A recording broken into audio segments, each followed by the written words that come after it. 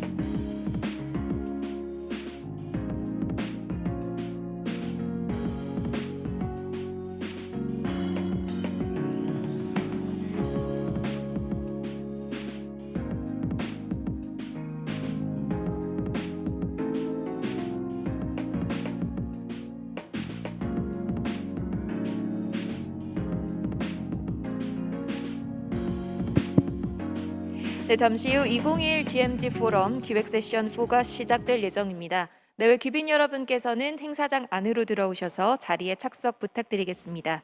또 원활한 진행을 위해서 소지하고 계신 휴대전화는 진동 모드로 전환 부탁드리겠습니다. Ladies and gentlemen, DMZ Forum 2021 Pro Session 4 will begin live streaming in just a few minutes. Please come inside and be seated, and please make sure that your phone is on silent mode. And English will be used as the official language of this forum and will provide a simultaneous interpretation service during this session. Channel number 5 for Korean, channel number 6 for English. 네, 본 포럼의 공식 언어로는 영어가 사용될 예정입니다. 모든 세션에 동시 통역이 제공됩니다. 한국어는 5번, 영어는 6번에 맞춰서 사용해 주시면 되겠습니다. 네, 아울러서 본 포럼은 온라인으로 참석하시는 참석자분들을 위해서 유튜브로 생중계될 예정입니다. 연사분들께서는 모두 마스크를 착용하시고 무대에 착석을 부탁드리고요. 코로나19 확산 방지를 위해서 저희 포럼의 관계자 전원은 방역 소독을 비롯해서 정부에서 권고하는 모든 지침 사항들을 철저하게 준수하고 있습니다. 안심하고 행사에 참여하실 수 있도록 최선을 다하도록 하겠습니다. DMZ Forum 2021 will be live streamed on YouTube channel for online audience.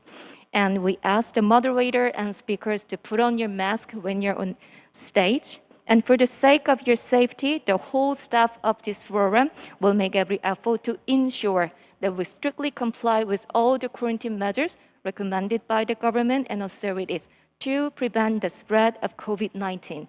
Thank you for your active cooperation.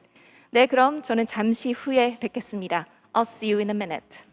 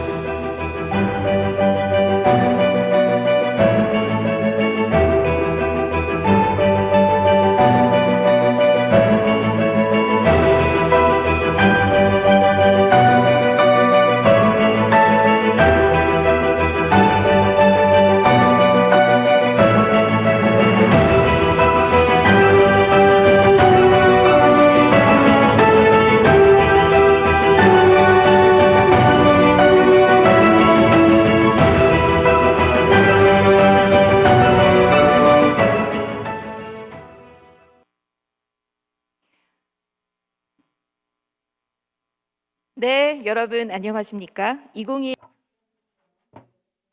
DMZ 동북아 평화 네트워크 세션의 진행을 맡은 아나운서 김민혜입니다.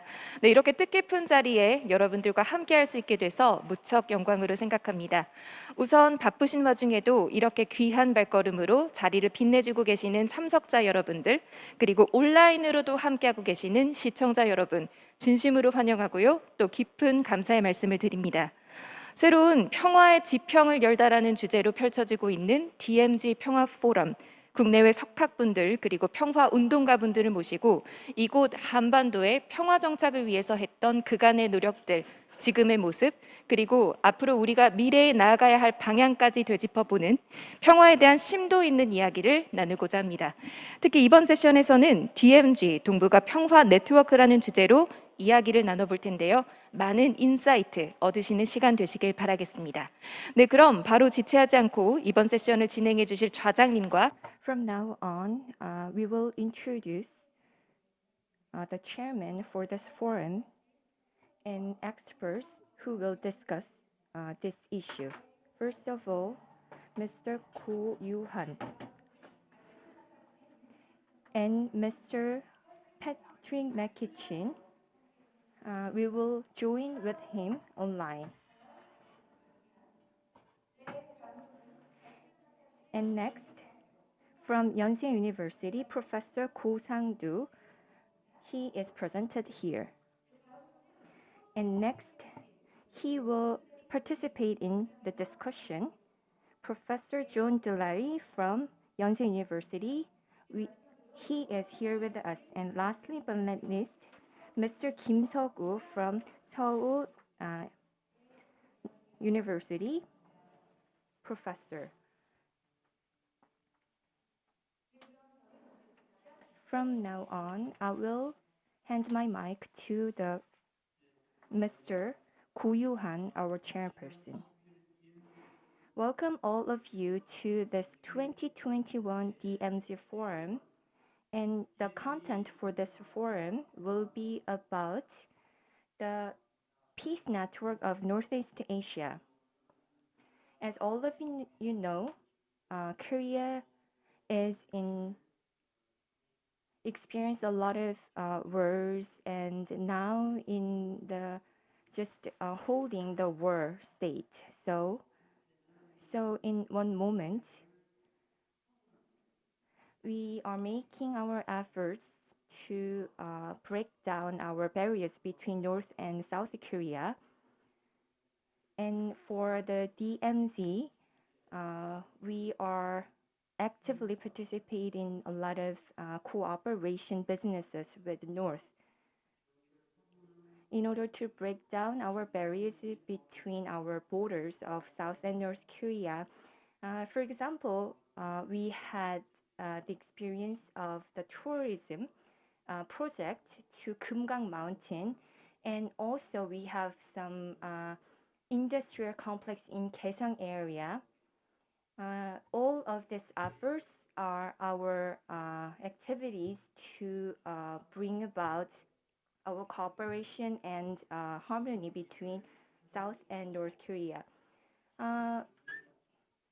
However, we failed to continue these efforts, but now we start to rebordering efforts once again. So between South and North Korea, particularly around the DMZ area, we are trying to ease the elevator tensions. And the central government of Korea also made efforts together, particularly for the bordering areas we are trying to cooperation. However, sometimes the Korean government also focused on some strengthening efforts for our border areas.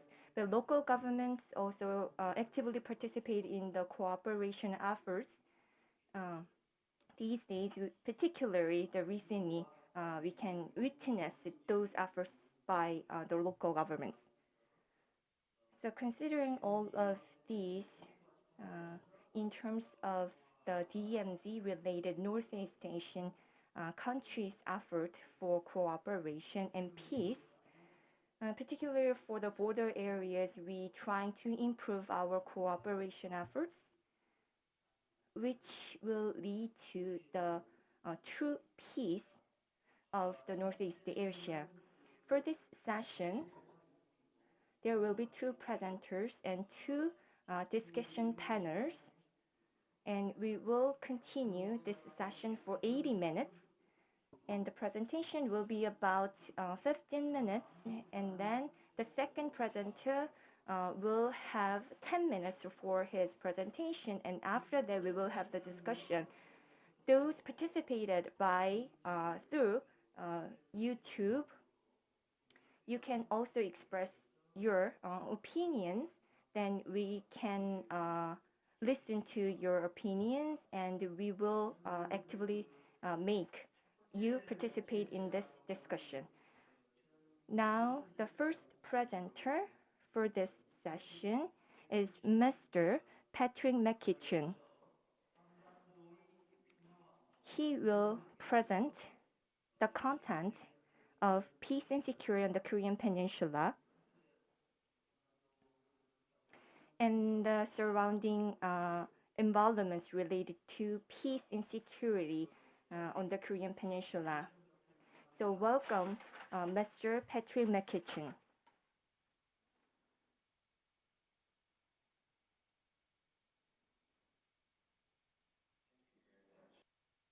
Allow me to share my screen here.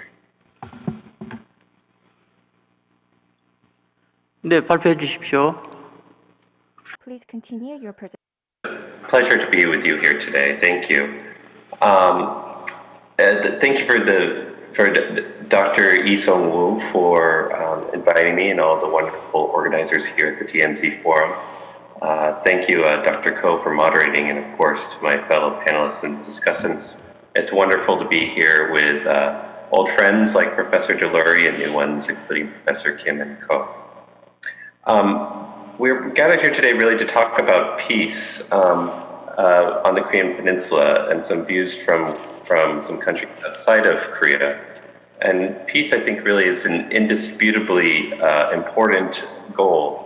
But it also would benefit for us to try to understand specifically what we're trying to advance in an operational policy sense. So in this regard, I wanted to try to quickly deal with three related but distinct concepts of denuclearization, security, and peace, and then concentrate most of my time on the issue of peace specifically. And before I get into the content, I just do need to say that the views do not necessarily reflect those of the US government or the Department of State.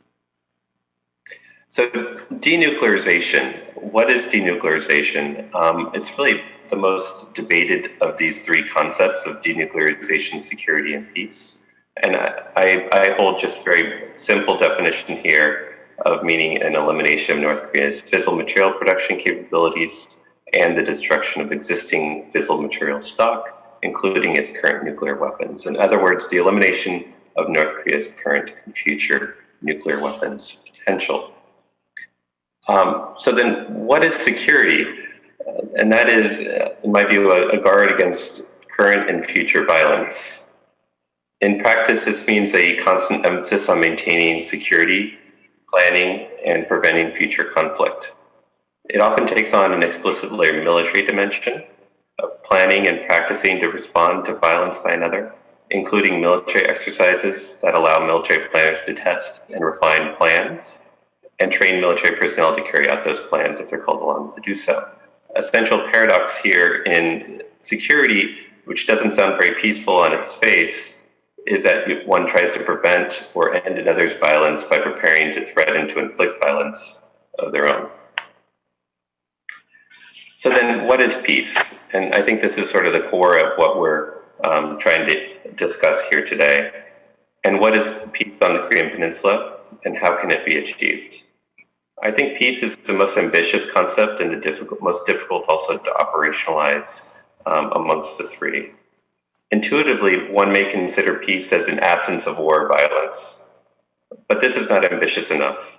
The Korean Peninsula has not seen general war in almost 7 decades, yet it has not been truly peaceful.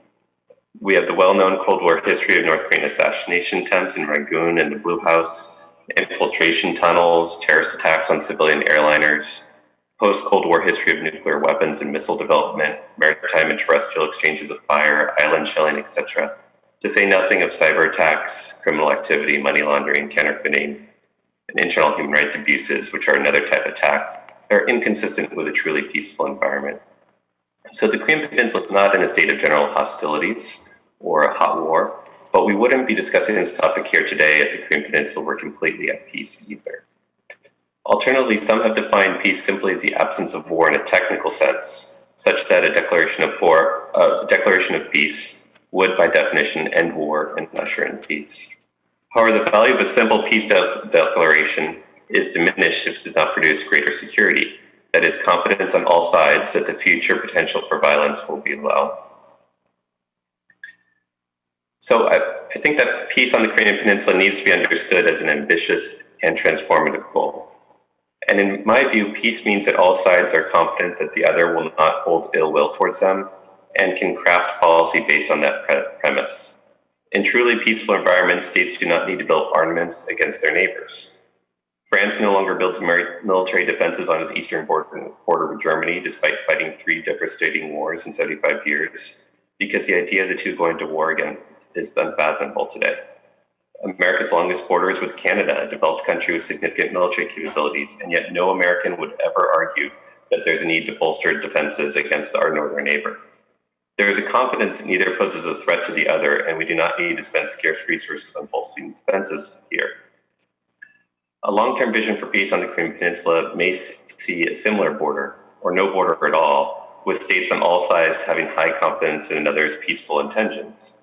In my view, the greatest promise for this sort of long-term peace is a unified Korean Peninsula, and why unification, both in the Korean people's interests and the U.S. strategic interests. But I respect that others here may find alternatives that they believe will produce a similar result of advancing peace. A long-term vision for peace has roles for multiple actors at national, provincial, civic, and individual levels, and I think no conference covers those issues better than this one.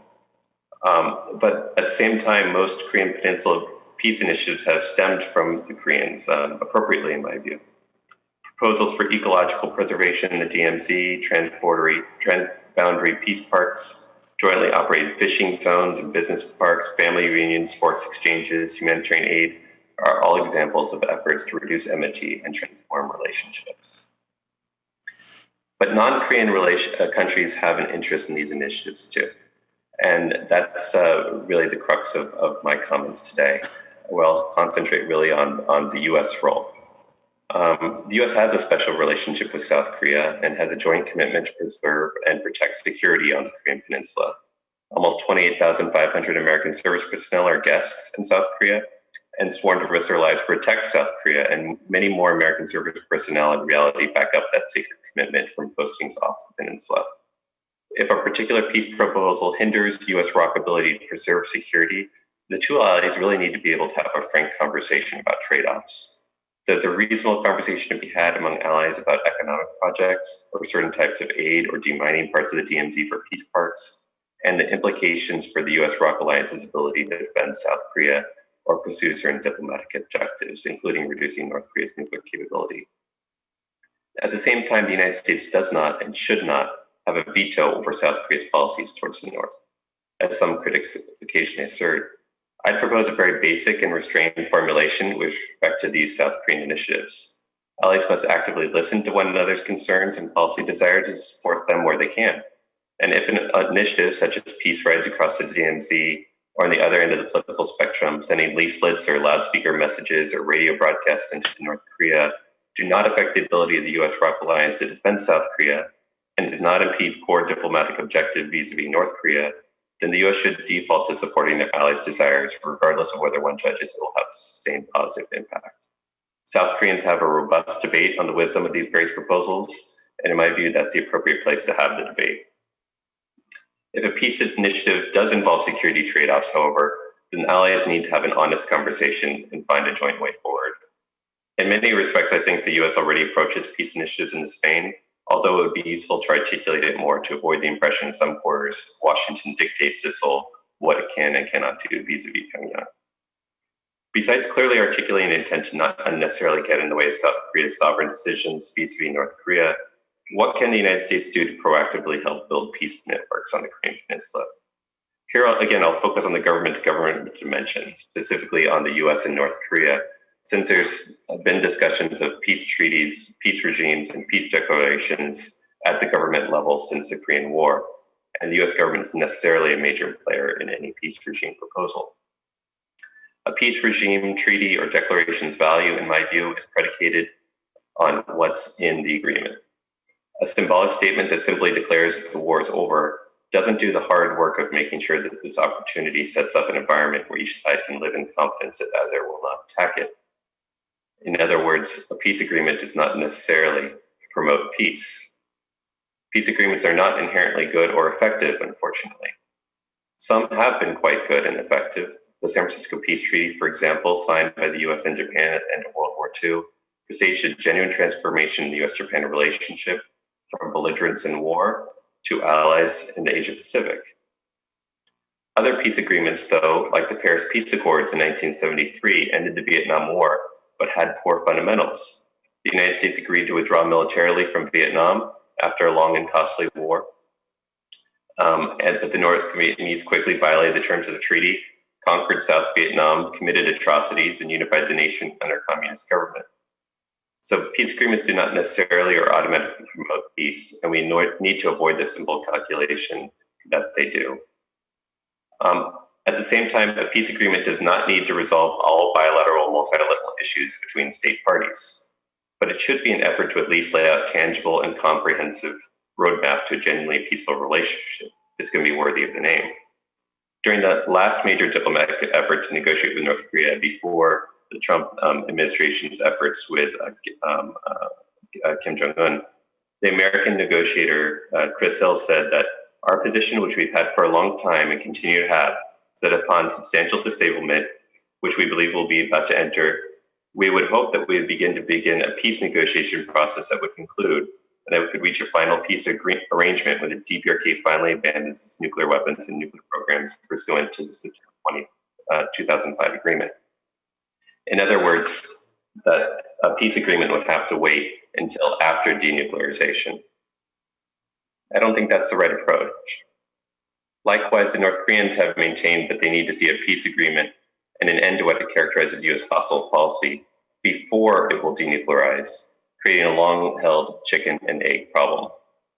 Given the absence of trust that the other side will follow through on its commitments, both sides prefer to have their demands fully met before satisfying the other.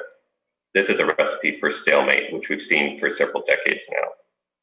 We should not have to wait for North Korea's complete denuclearization before beginning to discuss a peace agreement, nor should we have to wait for North Korea to have its major demands met on pressure relief or restructuring military forces in the region before moving forward on the nuclear issue. But given this lack of a thick relationship of trust between North Korea and the major states around it, including the US, we need to begin with trying to create a basic transactional relationship of phased steps that address one another's main concerns. Transactional agreements, if upheld, can help build confidence for more ambitious steps.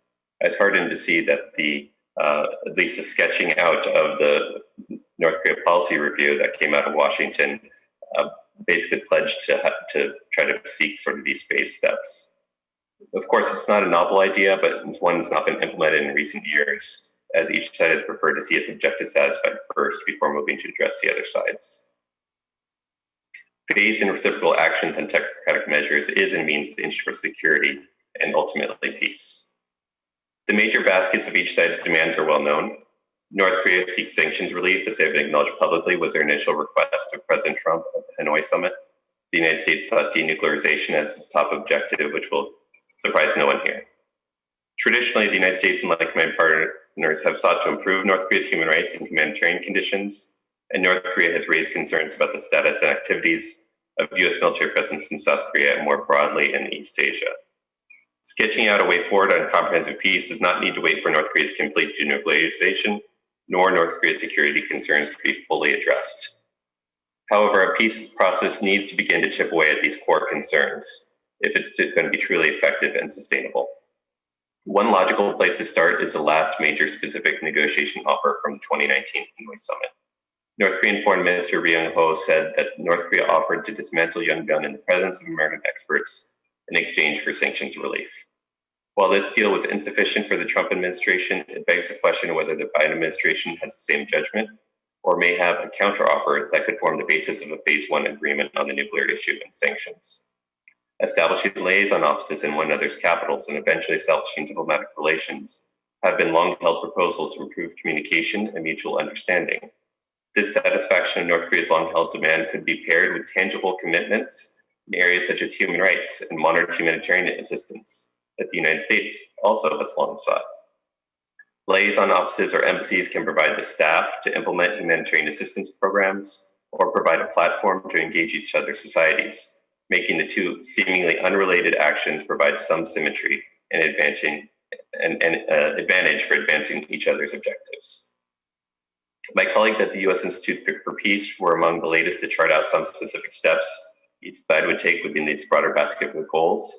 Another former State Department colleague, Rob Einhorn, now at the Brookings Institution, likewise has presented has a paper on his webpage with some specifics as well. I commend both papers to all those here that are interested. But ultimately, the exact construction lining up of transactional agreements ultimately can be quite flexible and left to negotiators to work out. As long as each side makes roughly equivalent and sustainable commitments, that is, reversible commitments for reversible ones and irreversible commitments for irreversible ones, then parties that fundamentally do not trust in one another can make incremental progress towards long-term vision for a transformer relationship and greater peace on the Korean Peninsula and across Northeast Asia. Thank you. 네, Thank you, Dr. Patrick McEachern.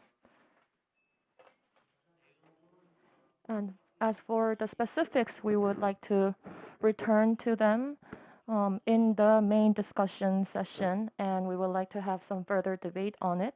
And as for now, we will continue with the presentations. Professor Sang-doo Ko from Yonsei University will be the next presenter. Professor Ko will talk about border cooperation and the DMZ peace network on the Northeast Asia. My name is Ko Sang-doo. Border cooperation is my theme, and there are two concepts that I would like to introduce first. The first concept is the secondary foreign policy. In other words, generally, the central government takes care of controlling and managing the border. So rather than cooperation, the central government is more interested in more aggressive and control-wise management of the border, whereas for the local governments are more cooperative and they're more interested in more genuine sense cooperation. However, that doesn't mean that the primary foreign policy of the central government is not important, and it is different from the secondary foreign policy, which is pursued by the local governments. Therefore, the concept of the secondary foreign policy emerged, and the border cooperation of local governments is characterized by that term. Generally, there are three elements to secondary foreign policy. The first is the organization of interest. In order for border cooperation to proceed effectively, this kind of cooperation should benefit certain groups of people, or when that kind of cooperation is halted, some groups of people should suffer losses from these events. So these people who have interest in cooperation organize themselves. It can lead to more active border cooperation. Also, and among these actors, they need channels to communicate. In other words, they need to form channels of communication. And the third element is supporting these actors and also participating in these cooperation by international organizations who are interested in the matter. Secondly, in order for border cooperation to proceed effectively, it has to take place in the form of governance. And among the different types of governance, the most ideal is the multi-level governance. As I just said earlier, in border cooperation, the more people who have interest, the better. So it inevitably leads to a large group of people participating in it. And generally, it is a loose type of network of these actors participating in the management of border. And at the level of governance, we call this the border cooperation. Generally, there are many types of this, but I would like to introduce to you two of them. The first one is controlled governance or participatory governance. As for the controlled governance, the central government takes a top-down approach, and the participatory governance means that not only the central but the local governments and the civil groups participate in the governance, and it is in the form of the bottom-up approach. That is what we call it, the participatory governance. So from that perspective, the more ideal type would be not the controlled one, but the participatory governance. That would be the easy way to say it, but in reality, it's not as simple as it sounds. And more than anything, many types of governance can take place. For me, the relationship between the local and central government allows me to draw about 4 types of governance. Centralized, decentralized, distributed, and multi-level governance are the 4 types. Let me explain them. Centralized means the central government and the civil groups are excluded from these definitions. In Korea currently, border cooperation is led by the central government majorly. So we can say that it is a controlled and centralized kind of governance. However, the challenges faced by the central government could be distributed among local governments, and there has been a request to do so among Koreans. So, but that doesn't mean that the power of the central government should be completely transferred to the local governments. That is not the most ideal case, because this could lead to certain problems where the giving authority to the local government could lead to disconnection between the local and central governments, and between the local governments, there could be a disconnection of cooperation. Then this could lead to a more distributed governance. And a little more better type would be in which there is no cooperation between the local and central governments, but at least there's some cooperation among the local governments, and that is what we call the decentralized governance. The most ideal type is multi-level governance. In other words, the central government gives authority to the local governments, but still the cooperation among the local and central government is maintained. Also, it is bolstered. That is what we mean by the multi-level governance, and that would be the most ideal type of governance. And secondly, the point that I want to make is the border cooperation, border integration, and border governance, these concepts and how they are related. Border integration is the goal of border cooperation, and border governance is the means to achieve that.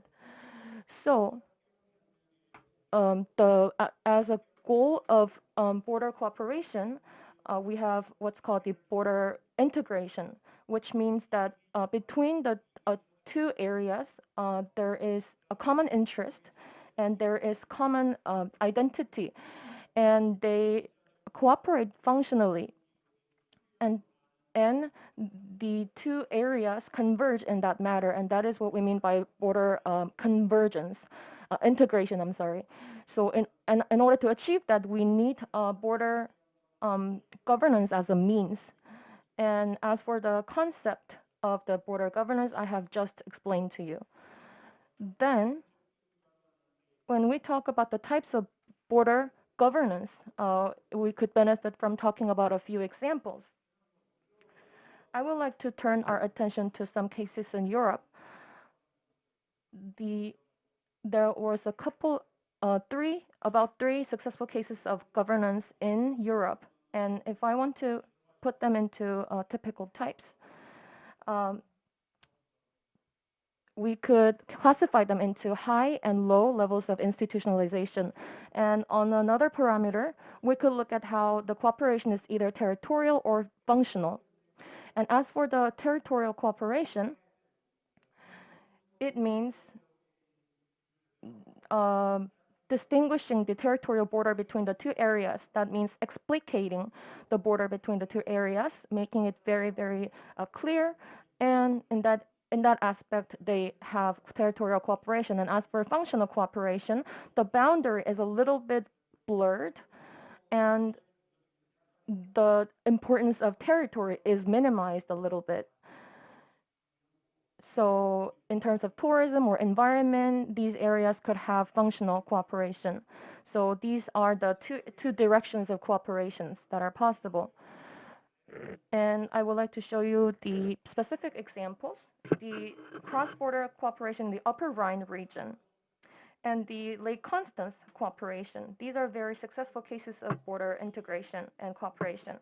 So when we look at these successful cases, the level of institutionalization and the directivity of cooperation don't seem that important and relevant. Then what is relevant when we talk about these successful cases? Let me tell you that.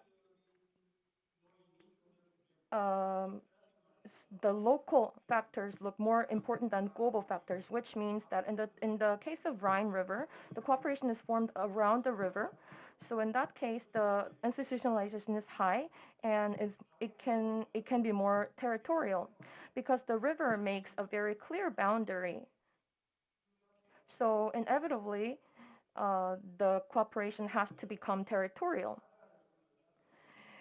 And as for the Baltic Sea, the cooperation is formed around the sea, and it's similar to the river case, where there are international norms around using the sea, and also there are maritime boundaries. But despite these things, compared to the river, the territorial nature is minimized. And as for the Constance Lake, compared to the river or the sea, the lake is more shared among the residents. So in this case, the level of institutionalization is low, and the cooperation becomes functional. That is what made it successful.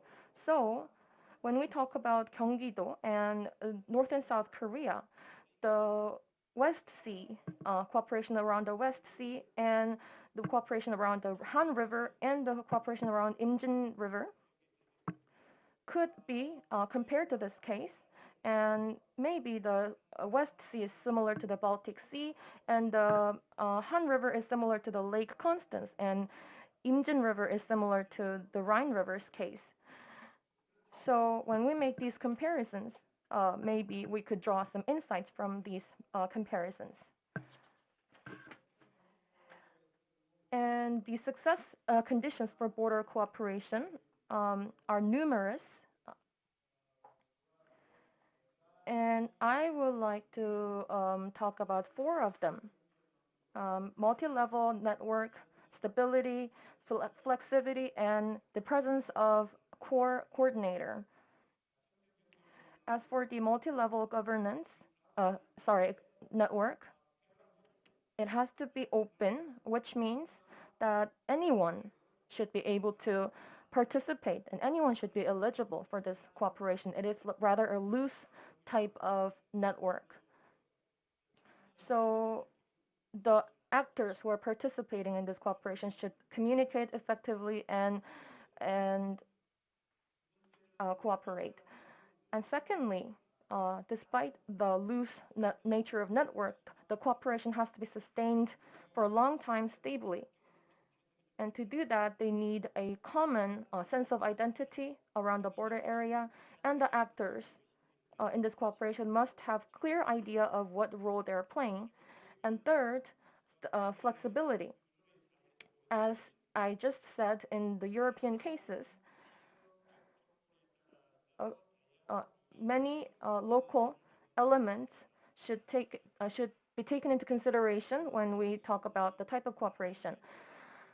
At the lower level of institutionalization, we begin, and then we go toward a mixture of unofficial and official cooperation, which is a kind of hybrid. And when it becomes more successful, then we can move on to a higher level of institutionalization. And that would be the most ideal form of border cooperation. And the last element of success is the presence of a key coordinator.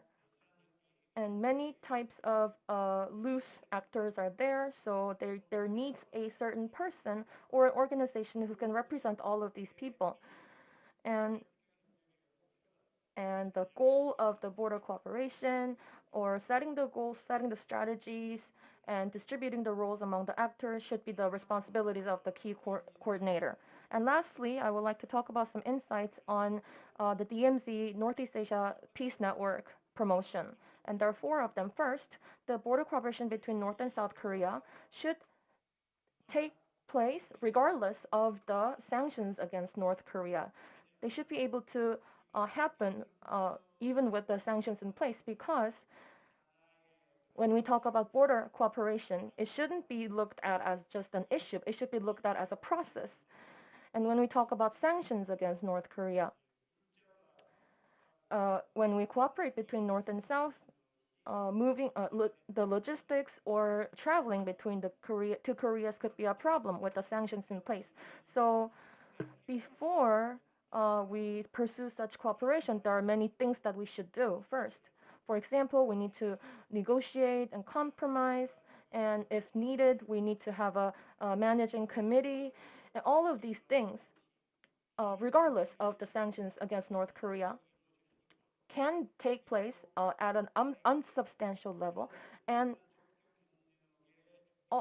when preparation for the border cooperation is done, then if North Korea shows a little bit of interest in denuclearization, then we could begin to think about border cooperation by sending such signals that we're interested in pursuing that project, and that could be a condition to begin denuclearization. And secondly, the border cooperation between North and South Korea should take place centered around the actors.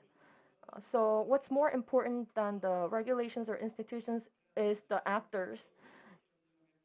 So we need to pursue it in the form of a cooperative network centered around actors. And third, when the local governments pursue or they take the initiative in border cooperations, they need to be delegated with more authority from the central government.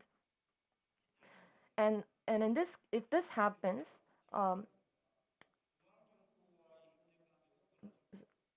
the Gyeonggi-do government could have this connection with not only the local governments but other local governments and the central government. So we need to reinforce the cooperation among the local governments. So for example, Gyeonggi province and Gangwon province could reinforce their cooperation, and even within the Gyeonggi province, city municipal governments could reinforce their cooperation and move toward a common goal. And lastly, in order to make border cooperation more international, we need to spread the identity of the DMZ to outside world. So what I mean by DMZ identity is we shouldn't focus too much on the Korean peninsula, but we should rather look at it as a concept of separation that could pose challenges universally to anyone around the world. Also, there are many people abroad and many groups of people in countries who empathize with the importance of the separation. So that is what I mean by DMZ identity made more international. So that is the end of my presentation. Thank you. 감사합니다. Thank you, Mr. Ko. He is European areas expert. So based on his experience related that, and it is related to DMZ and 경기도's efforts and insights for the further cooperation. After the presentation by the two, we will have the discussion session. Mr. John Delary from Yonsei University will give us his opinion about any two issues. Please continue your present your opinion. Chair, and thank you to the DMZ Forum for inviting me here. It's always nice to have an excuse to do anything in person, even though we do wear our masks and follow all the rules. And I'm especially pleased to be invited to comment and ask some sort of follow-up questions to my friend Patrick McGackern. It's great timing. Actually, my students are reading Dr. McGackern's one of his earlier books this week on the syllabus, so they'll be happy too. And so I'll be fairly simple in my presentation, and hopefully we'll have time to continue to discuss. There were two or three broad sort of categories that I wanted to pursue a little bit further with Patrick. He laid out in an almost Aristotelian fashion, very helpfully, defining key terms, and he focused on the three categories of denuclearization, peace, and security. And as always, he's very, very rigorous and balanced, and I wouldn't quibble with any of his definitions. One sort of, not criticism, but just pointing out a lacuna, and again, I think thinking through gaps, as he drew our attention to, between American thinking and South Korean thinking on the issue of peace in the Korean Peninsula.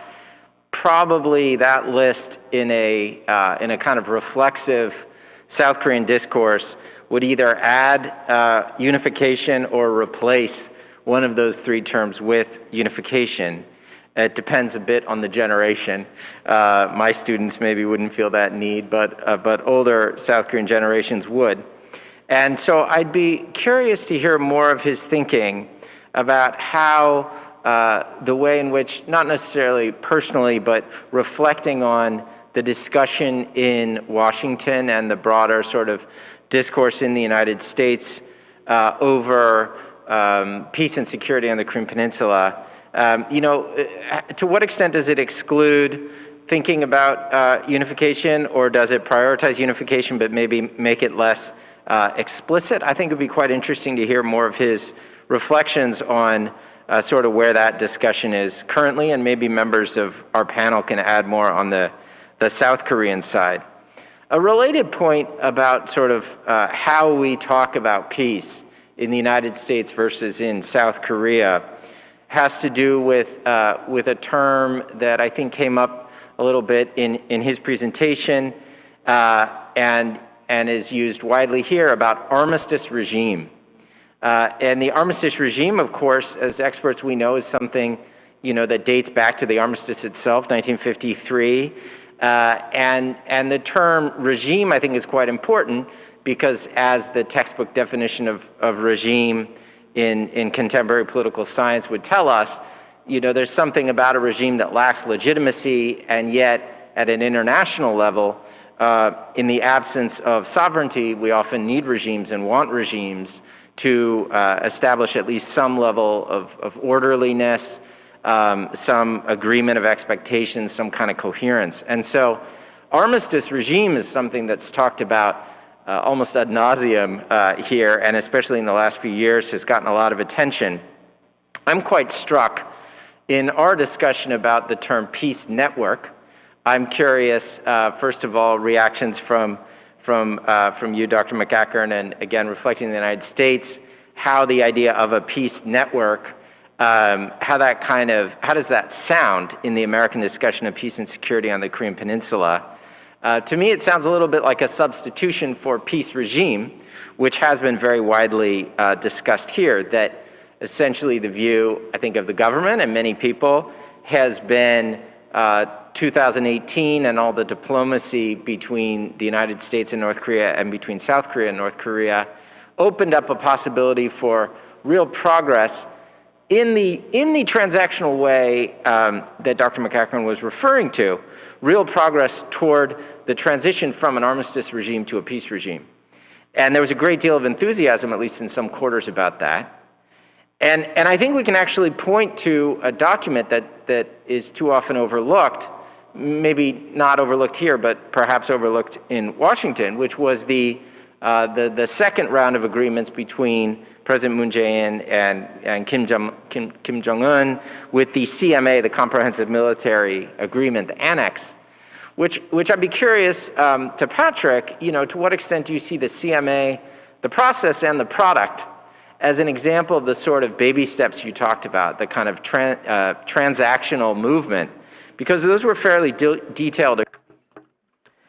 이 포괄적 군사협정이라는 것은 양 한국 간의 매우 Which is that the CMA was negotiated between the two Koreas, and while there were sort of I heard different versions along the way of whether it was okay or not, and in the end I heard broad agreement and approval from Americans who pay attention to these things. At the time, I detected quite a bit of anxiety over the process, and at the end of the day, it was the two Koreas working out a sort of transition from armistice regime toward what was then being called a peace regime.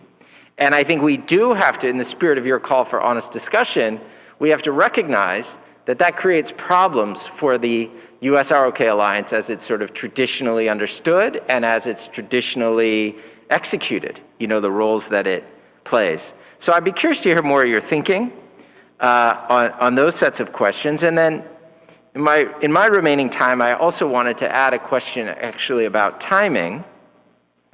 Of course, it's very late there, so thank you for staying up. But it's quite a moment to be having this discussion and this conference in that President Moon, of course, is in Washington right now. And his first meeting with President Biden.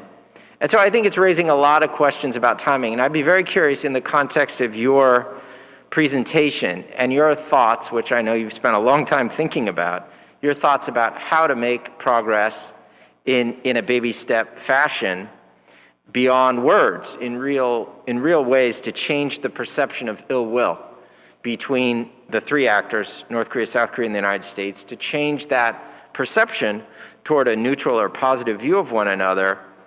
How do you assess the timing of what to move on? Obviously, President Moon's timetable is limited since he'll be out of office next spring. By all accounts, President Biden's bandwidth is pretty limited, and he's dealing right now with an active, tragic situation of a breakdown in a ceasefire, and maybe they're resuming a ceasefire in Israel and Gaza. But he obviously has his hands full on many different levels. And meanwhile, we can also talk about this. Kim Jong-un appears to be quite internally focused and not desperate for negotiations, not desperate for sanctions relief. He's not been staging the provocations that many experts anticipated he would. So it's not that he's happy, it's not that everything's great in North Korea, but we have to look objectively at our best sense of their timing, Pyongyang's sense of timing, insofar as there is genuine willingness on the part of the North Korean government to engage in some of these ideas we have about fundamentally changing the relationships, about, as they agreed at Singapore, establishing new relations. If there's any measure of sincerity on Kim Jong-un's part, then we still have to think through in practical terms, what's the timing of resuming that process? So I'd be very curious to hear your thoughts, maybe in a 6-month time frame. You mentioned a couple, but if you could commit to a few, which do you think are the key baby steps that are feasible, that could happen given all these political constraints and the constraints of the pandemic, but that could happen in this next 6 months that would maybe bridge the gap as we try to make progress over the next 6 years or next 60 years on this intractable problem. So I don't know how I did on time, but those were the comments I wanted to make and questions at this point. And if I went over, I apologize. If I went short, then I hope I can use the time later for a more interactive discussion. So thank you very much. 네, 존 덜러리 교수님 감사합니다. Thank you, Mr. John Dillery. Next panel, he was supposed to participate here, but for his other conditions, Mr. Kim Jung-un will participate virtually. Hello everyone, I'm Kim Seok-gu. To the as well as questions and presentation, I listened very well. About the negotiations after around agreements, when I meet with Korean as well as foreign experts, their opinions, their thinking were quite different. Whereas foreign experts want the neutral evidence for the reason why we can, the Koreans have some wishful thinking, sort of. So there is the gap between Korean experts and foreign experts. And on the Korean Peninsula, the current situation is quite challenging. And today, President Moon and President Biden met today. And then about the North Korean policies, any specifics does not revealed, but calibrate practical approach they will probably have for their phased steps for peace agreement or peace regime. So this kind of very small or baby step phase, first of all, we need to have those in order to move toward the bigger step. But the issue is their position. Both of them are not that easy, particularly for North Korean part. They just focus on internal issues, so they are controlling their people in order to focus on their regime and socialism and so on. So this is very obviously very dark situation. So between South and North cooperation, and particularly for the border cooperation, is it the current situation the ideal condition, or we need to think and discuss about this issue? And the ideal option for border cooperation or so on, many people would have different ideas about that. But particularly for North Korean assistance and economic cooperation between South and North, those efforts were in the past. But compared with the past, currently we do not have any this kind of efforts currently. So we need to improve our efforts for further border cooperation. I think for this point, a lot of people would agree with that.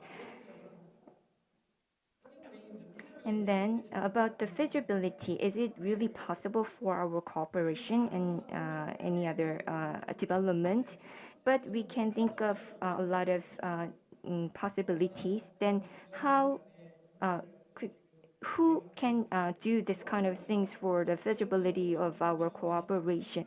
Then I think it is very significant if we can process the border cooperation.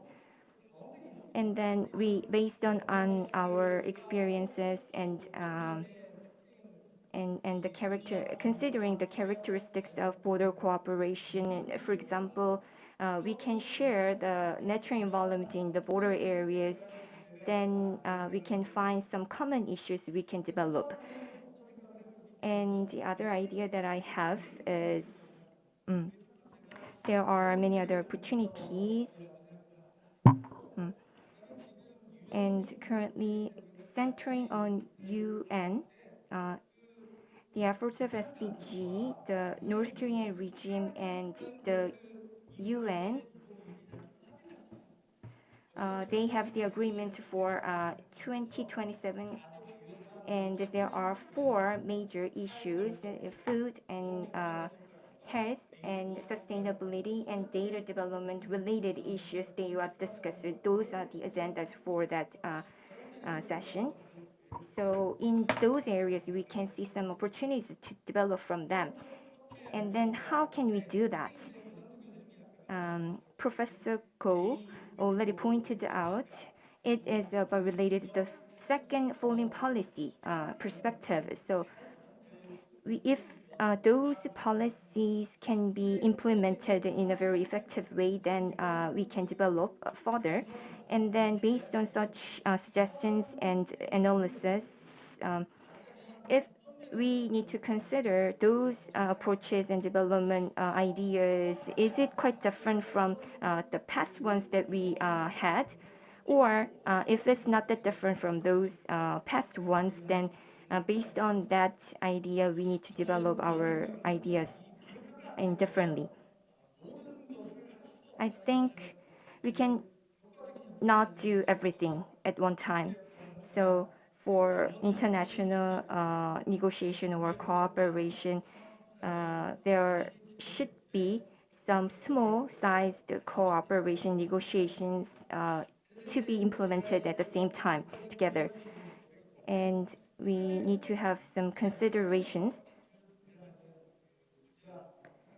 One of the suggestions often we can see is we should not focus on position, but we should focus on negotiation part, interest part. For denuclearization, which is not possible by the North Korea's suggestion, and then prior to denuclearization, the U.S. and other partners suggested that they will support the North Korean regime. Those different positions, we can find some common interest. So each party, we need to figure out what kind of interest that each party has, and then after figuring that out, and then we can find some common interest to where we can develop from that point.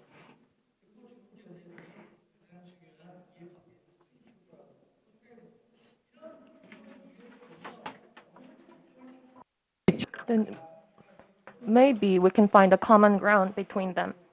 So not position, but interest is what we should focus on.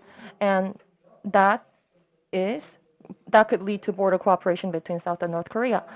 And another thing that I want to point out is that we need to, maybe we can take a look at the ASEAN case. They formed something called MPEC, Method for ASEAN Connectivity among the 10 member states. What it is that the connectivity among these 10 countries is reinforced, and ultimately they want economic integration and cooperation reinforced among these 10 member states.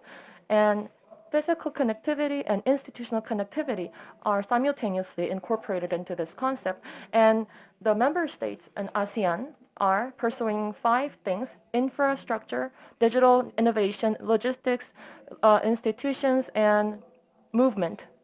And in some sense, it's very similar to the border cooperation issue in the Korean Peninsula. MPEC is maintained and sustained over 3 reasons: decision-making through negotiation, and secondly, about sensitive political issues, they promise not to engage in other states' affairs, and third, and these matters are all centered around ASEAN member states, not other non-ASEAN member states. So maybe all of these could be incorporated into border cooperation issue on the Korean Peninsula. So far, the Moon administration has adopted the new Southern policy, whose keyword is people, prosperity, and peace, the 3 Ps. So based on these concepts, we could approach border cooperation and the principles or rules that could govern border cooperation between North and South Korea. And lastly, I want to bring up this point. Master inter-Korean border connectivity could be made. And if we continue pursuing these things, maybe we could have other states engage in it, and we could make this matter more international and more stable in the near future. And one thing that I want to ask Mr. McAkron is, when we take a phased step, who is that more favorable toward? A phased agreement, there could be many types of phased agreement, phased improvement, but I would like to ask you about more detail on that. Thank you. 네, 김성우 교수님 감사합니다. Thank you, Mr. Kim Sung-gu. The first round of the discussion session is finished currently. It is quite difficult to focus on only one issue for our discussion. Mr. McKitchen, the presentation by McKitchen focuses on peace and security and denuclearization, the relation of the three, and then how can we achieve peace. And on the Korean Peninsula, the long-term vision for peace on the Korean Peninsula, in fact, the armistice state is prolonged currently, and then the division of South and North is quite prolonged. So President Moon focuses on peace on the Korean Peninsula, and then the higher value of peace, we need to focus on that.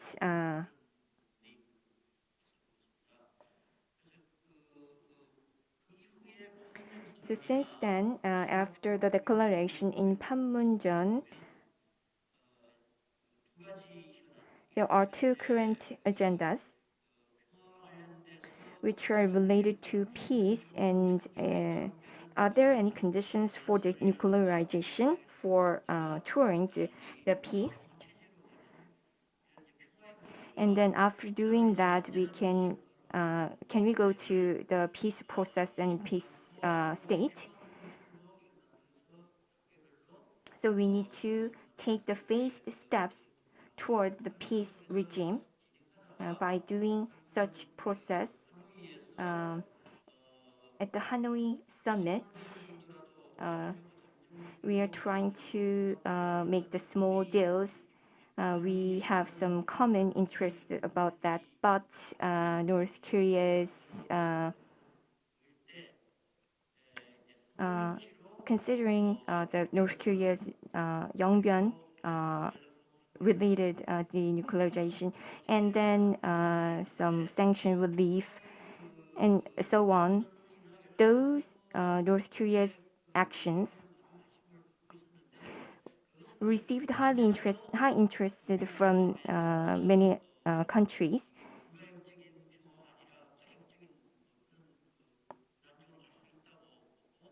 So based on such actions,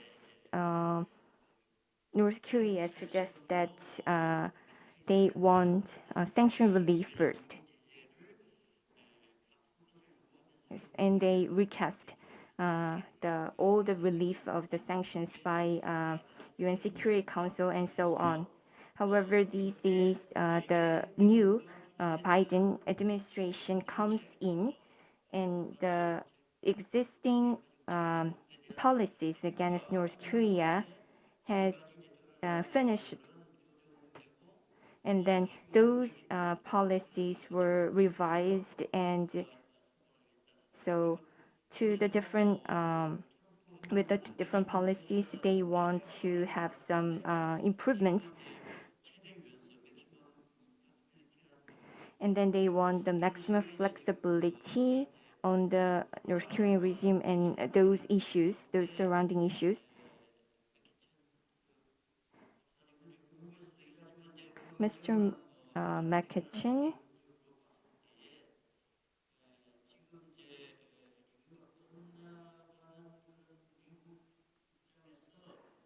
From the perspective of the United States,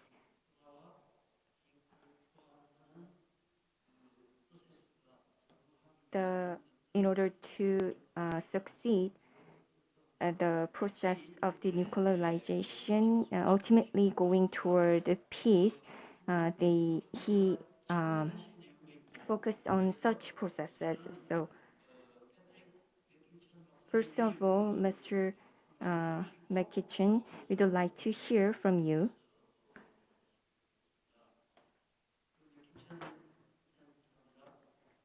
Please go forward with your opinion, Professor Patrick. A lot of wonderful information and thoughts, and I'm sure I won't be able to do it justice. But let me begin with talking, I think, where the U.S. and South Korea might be in slightly different positions, in the sense of not policy positions, but just times in the administration. The Biden administration not only has just begun 3 months ago, but it's not only the beginning of a term, but the beginning of what it's looking at as an 8-year term. By contrast, obviously, the Moon administration is in its final year, and I think is very much in the wrap-up and finalized sort of stage of an administration. So while the U.S. is touting the fact that President Biden has had his first summit agreement or in-person summit meetings with Prime Minister Suga and now with President Moon in a very deliberate fashion to show that we're trying to get off to the right foot with our allies, and that the allies will be critical to U.S. foreign policy, and Asia will be critical to U.S. foreign policy. These are very basic, structural, early in the administration sort of efforts. I don't see any effort to really try to finalize agreements in the next 6 months, as Professor Delury asked to me, or even frankly in the next year. I think that the Biden administration is very much more so looking at trying to set the groundwork.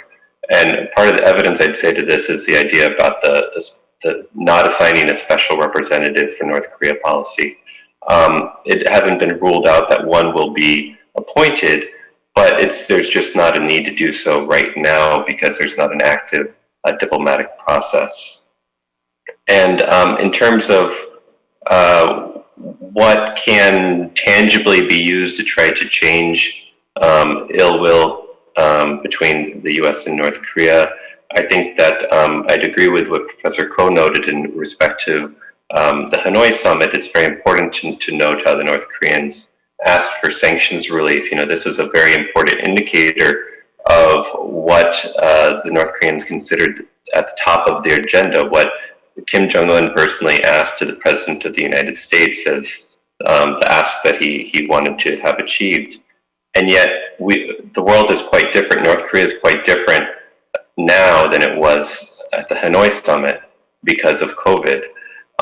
While in a few years ago, I can understand why Kim Jong-un would have sought sanctions relief, and even for a year or two from now, I could understand why Kim Jong-un would seek the same. Right now, I don't understand why Kim Jong-un would do so when he's already decided to try to self-isolate from a public health perspective and not open his borders to international trade. So ultimately, I think what the first step needs to be is to try to have some sort of engagement with the North Koreans to figure out what their current request is.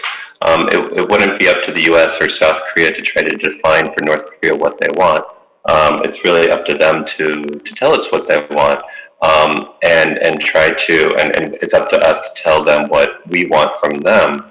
And in so doing, then you can try to work out some sort of a transactional or phased sort of steps, things that are calibrated, as Professor Kim mentioned. In terms of Professor Deluri's comments about the armistice regime and the peace networks, and I think this is very important and sort of gets to the point that I think that Washington and Seoul might be in sort of different places in thinking. This is a rather detailed thinking, sort of well into it administration that isn't really the type of thing that I think you get really at the beginning of a new administration, even one that has a great deal of expertise even on foreign policy, even in the president himself. But to the specific question of how I see regimes versus networks as distinct, I guess I see regimes as something that's much more institutionalized, and networks being something more loose. So when we're talking about existing institutions and structures like the UN command, I think of committees and hierarchies and rules, things that are a little bit more black and white. Networks, I tend to think of things as much more loosely organized, maybe not formally organized at all, and maybe not having the same sort of enforcement authority. With respect to the question about unification, and I haven't really heard unification talked a great deal in at least sort of the think tank meetings and the like here in DC. I think probably because even denuclearization is seen as very much a long-term objective, and unification even longer term than that. So it's a little bit difficult to integrate, I think, at this early stage, but it really does need to be included. And I take that point that I should have included it in my presentation as well. With respect to Professor Kim's comments about who does a phased approach favor, it's a very good question. And I'd say that if we're going to have a sustainable agreement, that they need to be mutually beneficial. I think we, for a long time, have been trying to get the best deal for us, or the North Koreans will try to get the best deal for them. But I think that's a recipe for deals to fall apart quickly. So if each party defines its own objectives, its top objectives, and they can be calibrated with one another, then that provides an opportunity for something that might be a little bit more long-lasting. And also with respect to Professor Koh's questions about the phase steps, and how we can practically try to move forward on peace, especially with respect to denuclearization as well. I would say that we have good precedent in the six-party talks, where there was a variety of working groups on denuclearization.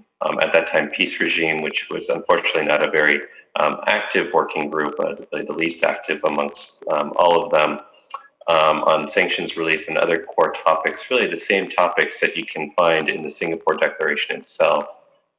So that might be one model that we could look at if we are able to get something going with the North Koreans. 네, 감사합니다. Thank you for your opinion. We have 5 minutes left. So Professor Ko Sang-doo will give us his opinion based on his experience related to Europe. What kind of insights, that kind of experience have the insights about our the Northeast Network, the Peace Network.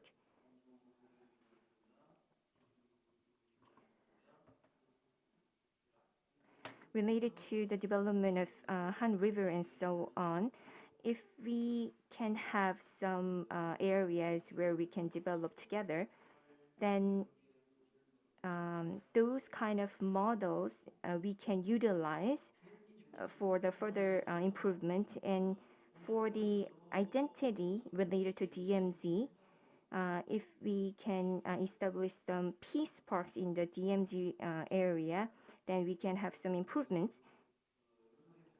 So considering the experience related to Europe, then of course we have some different conditions in Korea. But considering those two cases, please give us your opinion. Thank you. In the past, there was border cooperation, but now why are we talking about border cooperation again? What's the difference? I would like to talk about that in terms of how we do it. In the past, North Korean policy was centered around the central government, but now we have a new approach where it is more decentralized. And secondly, in the past, North Korean cooperation failed because we kept giving them what we had. But in fact, it wasn't just giving,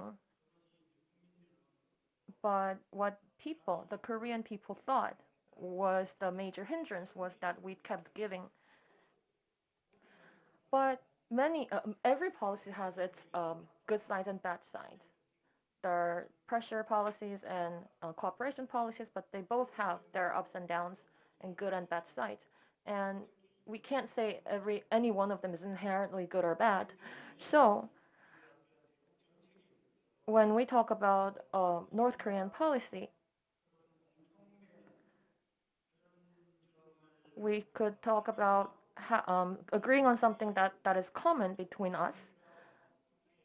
And the National Assembly could have a bipartisan agreement about such North Korean policies. Then it could be a mixture of pressure and cooperation policies. And it could be a sustainable one. And that's how we could pursue North Korean policy. And so that's something we lacked in the past. And third,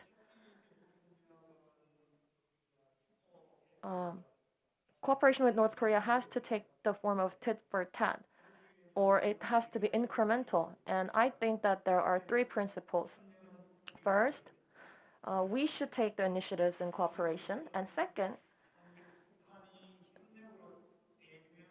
if North Korea cooperates with us, we cooperate back. And if they betray us, we counter with punishment.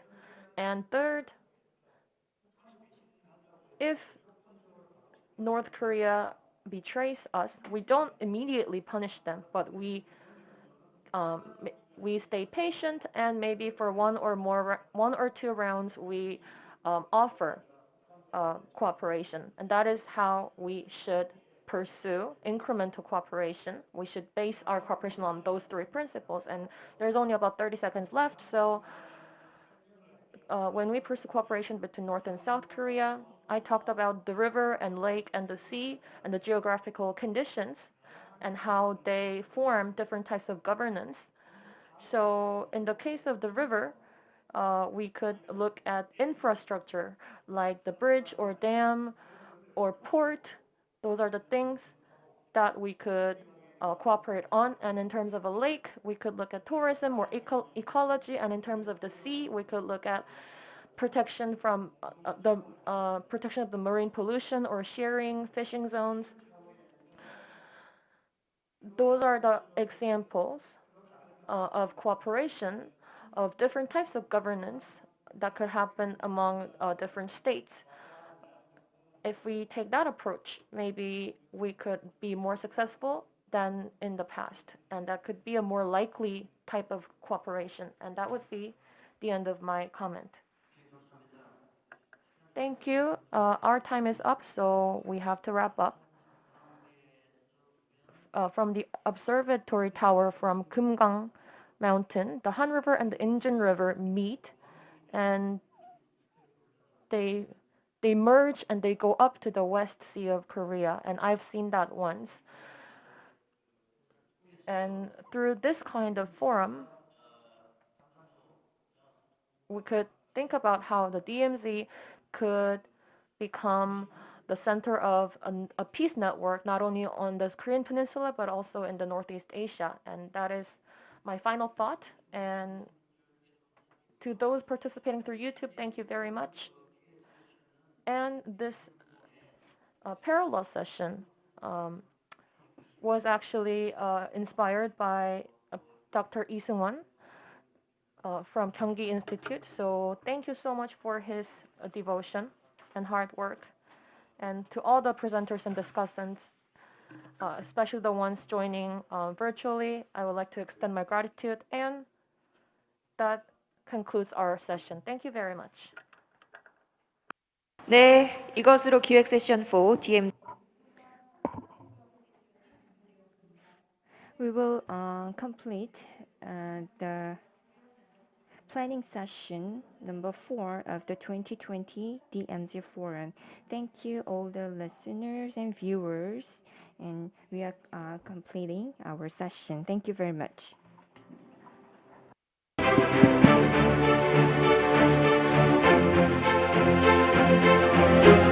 Nakatsu, nice to see you. Yeah. Nice seeing you as well, Professor Kim.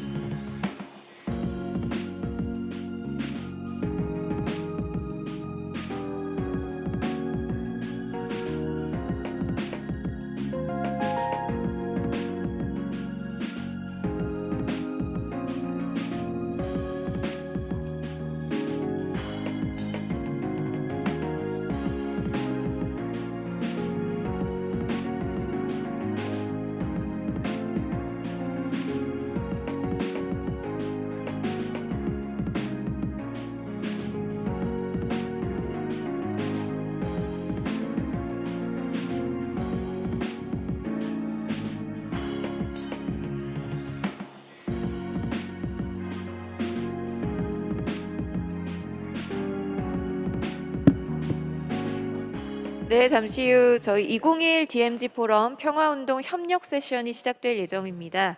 참석자분들께서는 자리에 착석을 부탁드리겠습니다. 또 원활한 진행을 위해서 소지하고 계신 휴대전화는 진동 모드로 전환 부탁드리겠습니다. Ladies and gentlemen, may I have your attention please? DMZ Forum 2021 Peace Movement Session will begin live streaming in a few minutes. Please come inside and be seated, and please make sure that your phone is on silent mode. And English will be used as the official language of this forum, and we will provide a simultaneous interpretation service during this session. Channel number 5 for Korean, channel number 6 for English. 네, 본 포럼의 공식 언어로는 영어가 사용될 예정입니다. 모든 세션에 동시 통역 서비스가 제공될 예정이고요. 한국어는 채널 5번, 영어는 채널 6번에 맞춰서 사용해 주시면 되겠습니다. 네, 더불어서 본 포럼에 온라인으로 참석하시는 온라인 참가자분들을 위해서 본 포럼은 유튜브로 생중계될 예정입니다. 연사분들께서는 발표를 하실 때에도 마스크 착용을 부탁드리겠습니다.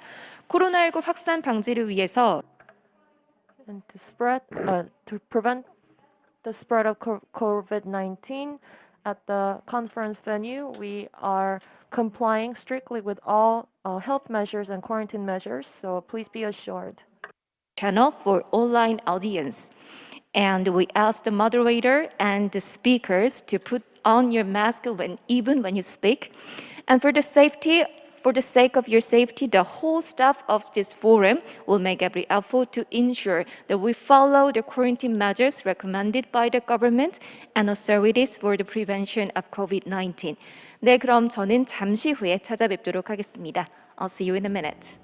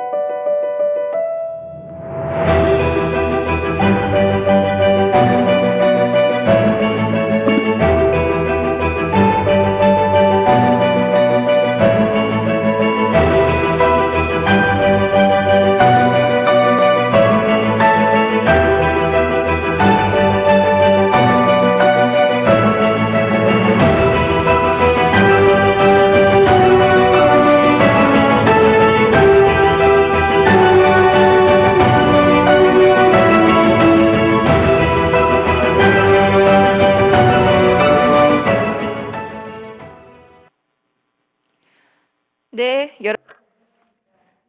Ladies and gentlemen, DMZ Forum 2021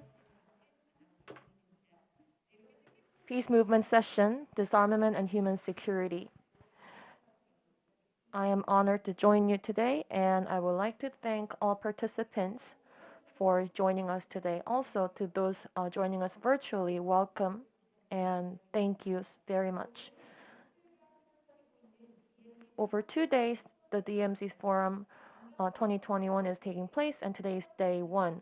Beyond Korean Peninsula, we want peace all around the world, and there are many people who are working to that end, and we have them here today to discuss peace. And I'm looking forward to this session as well. It is on disarmament and human security, and I hope that you gain a lot of valuable insights from this session. And without further ado, I would like to introduce to you the chair and the presenters. 네, 반갑습니다. 자, And the presenter, Jordi Calvo Rupanes from Spain, and virtually participate here.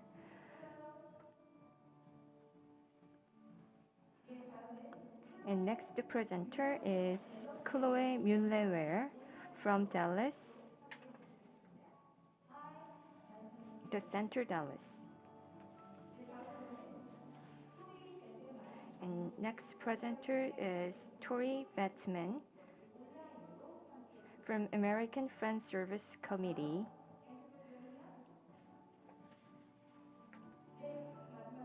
And last but not least, Ms. Hwang Soo-young from People's Solidarity for Participatory Democracy.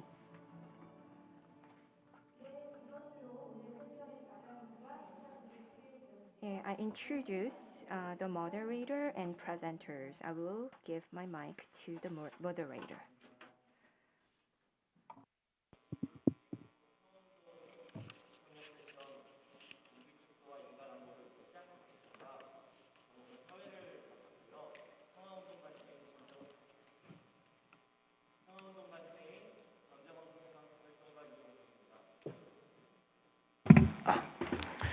네, 반갑습니다. 2021년 DMZ 포럼 평화운동 협력 섹션 군비 축소와 인간 안보를 이제 시작하겠습니다. 저는 오늘 사회를 맡았고요. 평화운동 단체 전쟁 없는 세상에서 활동하는 이용석입니다. 반갑습니다.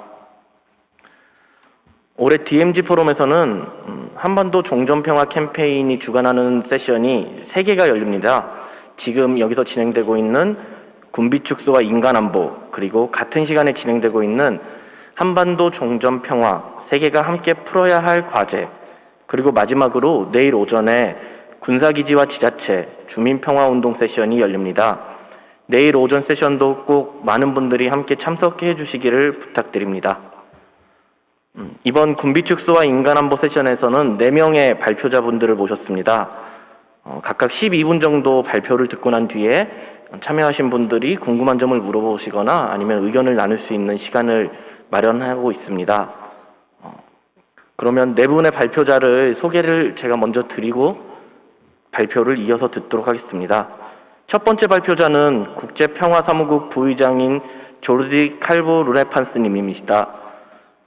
조르디 칼보 루네판스님은 댈러스 연구소에서 코디네이터이시기도 하고요. 세계 여러 대학에서 군비 지출과 무기 거래에 대한 강의를 하고 계십니다. 오늘 발표에서는 전세기 군사비 지출 현황을 비판적으로 분석하는 이야기를 들려주실 예정입니다. 두 번째 발표자는 댈러스 연구소의 연구원이자 활동가인 클로에 뮬러웨터님이십니다. 군사비 지출이 국가의 무력 분쟁 개입에 끼치는 영향에 대해서 말씀해 주실 거고요. 이어서 군사화된 대응이 기후위기를 가속시키는 모습에 대해서도 또한 설명을 해주실 겁니다. 그리고 마지막으로 군사비 감소의 방안으로서 평화배당금에 대한 소개를 이야기해 주실 예정입니다. 세 번째 발표자는 미국 친후봉사회 정책 애드보커시 코디네이터인 토리 베테만 님입니다. 세계에서 가장 압도적으로 많은 군사비를 지출하는 미국에서 활동하고 계시고 미국의 군사비 지출이 어떤 식으로 이루어지는지 말씀해 주시면서 그 군사비 지출 축소를 위해서 미국 내 평화운동이 어떤 활동을 하고 있는지를 소개해 주실 겁니다. 그리고 마지막 발표자는 참여연대 평화군축센터 황수영 팀장님이십니다. 한국이 발표에서 자세히 말씀하시겠지만 한국이 지속적으로 군사비 지출이 꽤 큰 폭으로 늘어나고 있는데 그것을 남북관계 측면에서 좀 비판적으로 살펴보면서 한국의 군사비 지출에 대해서 한국의 평화운동들은 어떤 활동을 하고 있는지를 또 자세히 설명해 주실 예정입니다. 그럼 먼저 조르디 칼보 루네판스님의 발표부터 들어보도록 하겠습니다.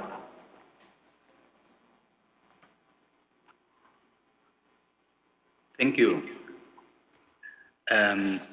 Thanks a lot for the presenters, for the moderator, and for all the organizers for giving me the opportunity to be here in this very relevant and pertinent peace forum, peace gathering that is not only helping to get peace in Korea, also is helping to work towards peace in all the world. Thanks a lot. In my presentation, I will try to analyze the military spending from a critical perspective, having a look in why the military spending is so high. Trying to understand why the military spending is in levels that we as a society wouldn't accept. So the first thing, we need to know some of the main data about the military spending. Military spending in the world is higher than ever. Now we are in the lower levels that we have had since always in the history. We have $2 trillion of US dollars in 2020 with the data of CIPRI, is the 2.4% of the GDP. And it means that we are spending $250 per person every year in military spending in all the world. That number, we can see that is very high when we see that 2,000 million people, they have less than $3 per day. And also only with few part of the military spending, we could really improve their live conditions. Who's spending more? Is spending more NATO. The NATO member countries, they are spending more than half of the total in the world, more than 1,000 million. Then the US is the main country spending military, spending in military, with a very high difference with the second. The second is China. Maybe the second Earth will be the European Union member states, and all the rest, they are very far from them. So the main powers in military would be United States with a big difference to the others, and then China and European Union member states. Why this is a lot? Because we can compare these numbers with what we need to get some of the main objectives of the United Nations, the Sustainable Development Goals of United Nations. They could be achieved. For instance, the number 4, education for everyone, it could be achieved only with the 10% of the military expenditure used for that objective every year. Or the SDG 3 or 13, that is about health and they are about health and climate action. They could be reached only with the price of what we could call the price of the military hegemony. The price of the military hegemony means that the difference between the first one and the second one, with more than $500 million per year, we could get health and a right climate action for everyone in the planet. So if we see that it's not the best way to spend our money, the public money, why are we spending so much money on military? When we need it for education, health, climate, poverty, is military spending giving more security? So we can say just briefly that since 2001, when the 9/11, we have more than double the military spending in the world. And are we having a more secure world now? We can see clearly that 20 years after, the world is less secure and we are more militarized than ever. So who is benefiting from it? And that's the hypothesis that I will try to answer of this of this conference. The first answer, we find it in the military-industrial complex.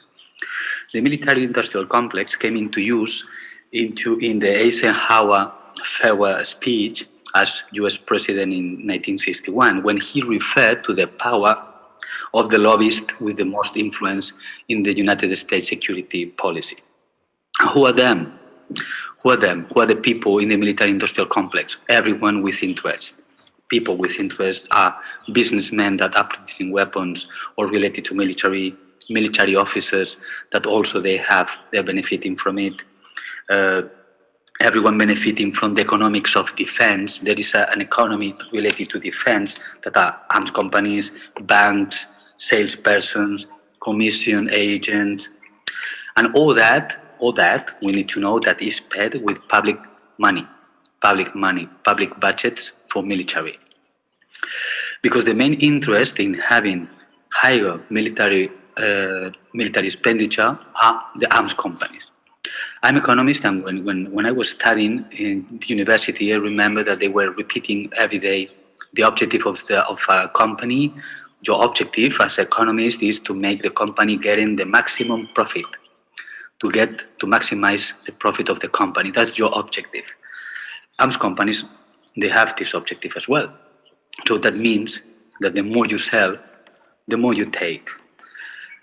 And the arms companies, they will push to get to increase their sales every year.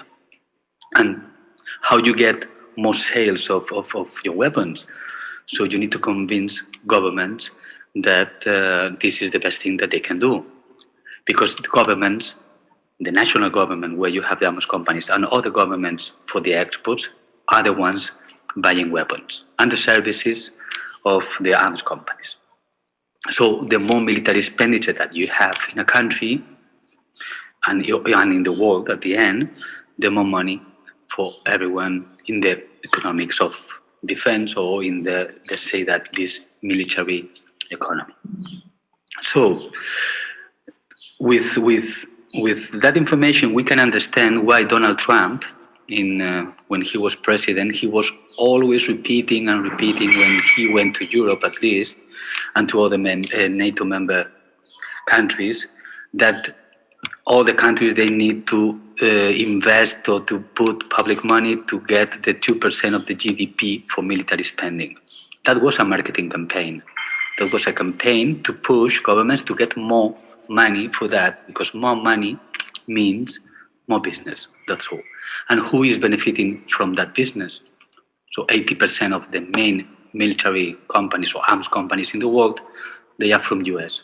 So the more money we have in the global military spending, the better business the US companies they will get. So he was representing, saying that the military industrial complex of his country, as Eisenhower was saying, is very powerful. It's also making the president saying what they want. Weapons, as a product to make business, it's important to identify that they are used in two ways. The main way is to make war. Weapons are for war. So arms dealers, they make more profit when there is a new war. And we can see very clear that it happens. That is easy to identify that companies, for instance, in the war in Libya, Lockheed Martin stock market price rose 4%, for instance. But weapons, they are also for deterrence, to avoid an invasion, which is unlikely for the most of the countries. But because countries, if they have more or less military spending, at some point, we see that an invasion is something that is not going to happen. But finally, the business is perfect if weapons and militaries are the response to everything. So migrations, climate change, pandemics, disasters, what we call securitization of everything that we have a security response using the military means is the best business for companies, because security is not neutral. We have normalized war. the need of defense. We have normalized that arms business is normal, but it's not normal. And I would like to finish remembering Hannah Arendt reflection when she was analyzing that the Nazi leader Adolf Eichmann was not a monstrous human being who enjoyed annihilating Jews.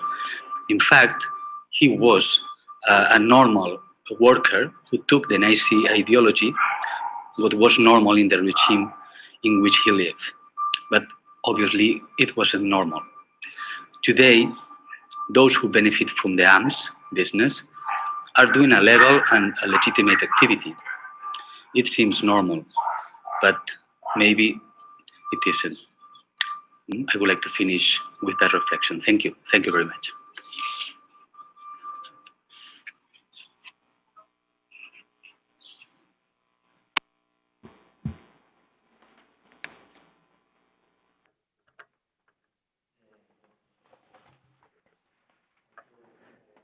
Thank you so much for your presentation. Thank you.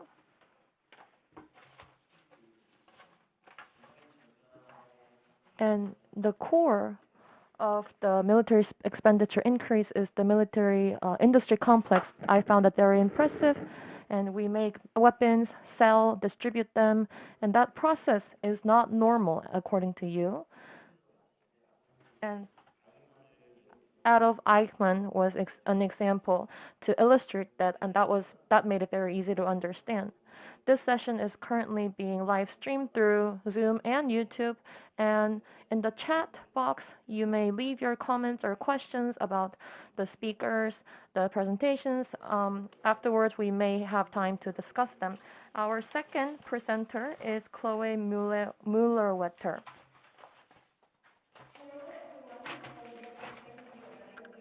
Conference for their invitation. It is an honor to participate in the DMZ Forum 2021 to talk about militarism, climate change and peace, and to participate in a panel with such interesting speakers.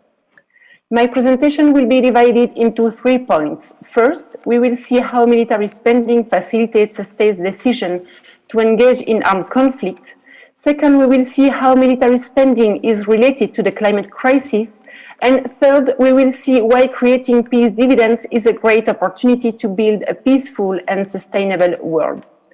So first, how military spending facilitates a state's decision to engage in armed conflict. To answer this first question, I start for the military economic cycle explanation, which is the theory we are working on at the Dallas Center to explain the process of militarization of a society. This theory postulates that military spending is the first step in the process of militarization and leads to military R&D, military industry, the arms trade, and their private financing. Indeed, the armed force maintain a strong pressure on the arms industry, which in turn must be competitive in the context of a neoliberal economy. To do this, the military industry must constantly innovate and develop new weapons in order to satisfy the markets. However, the industry's production volume also depends on the financial services of conventional banks, since the level of debt of some companies can be as high as 75%, which means that without financial institutions, the military industry would only be able to supply the world's arms market with a quarter of its current production.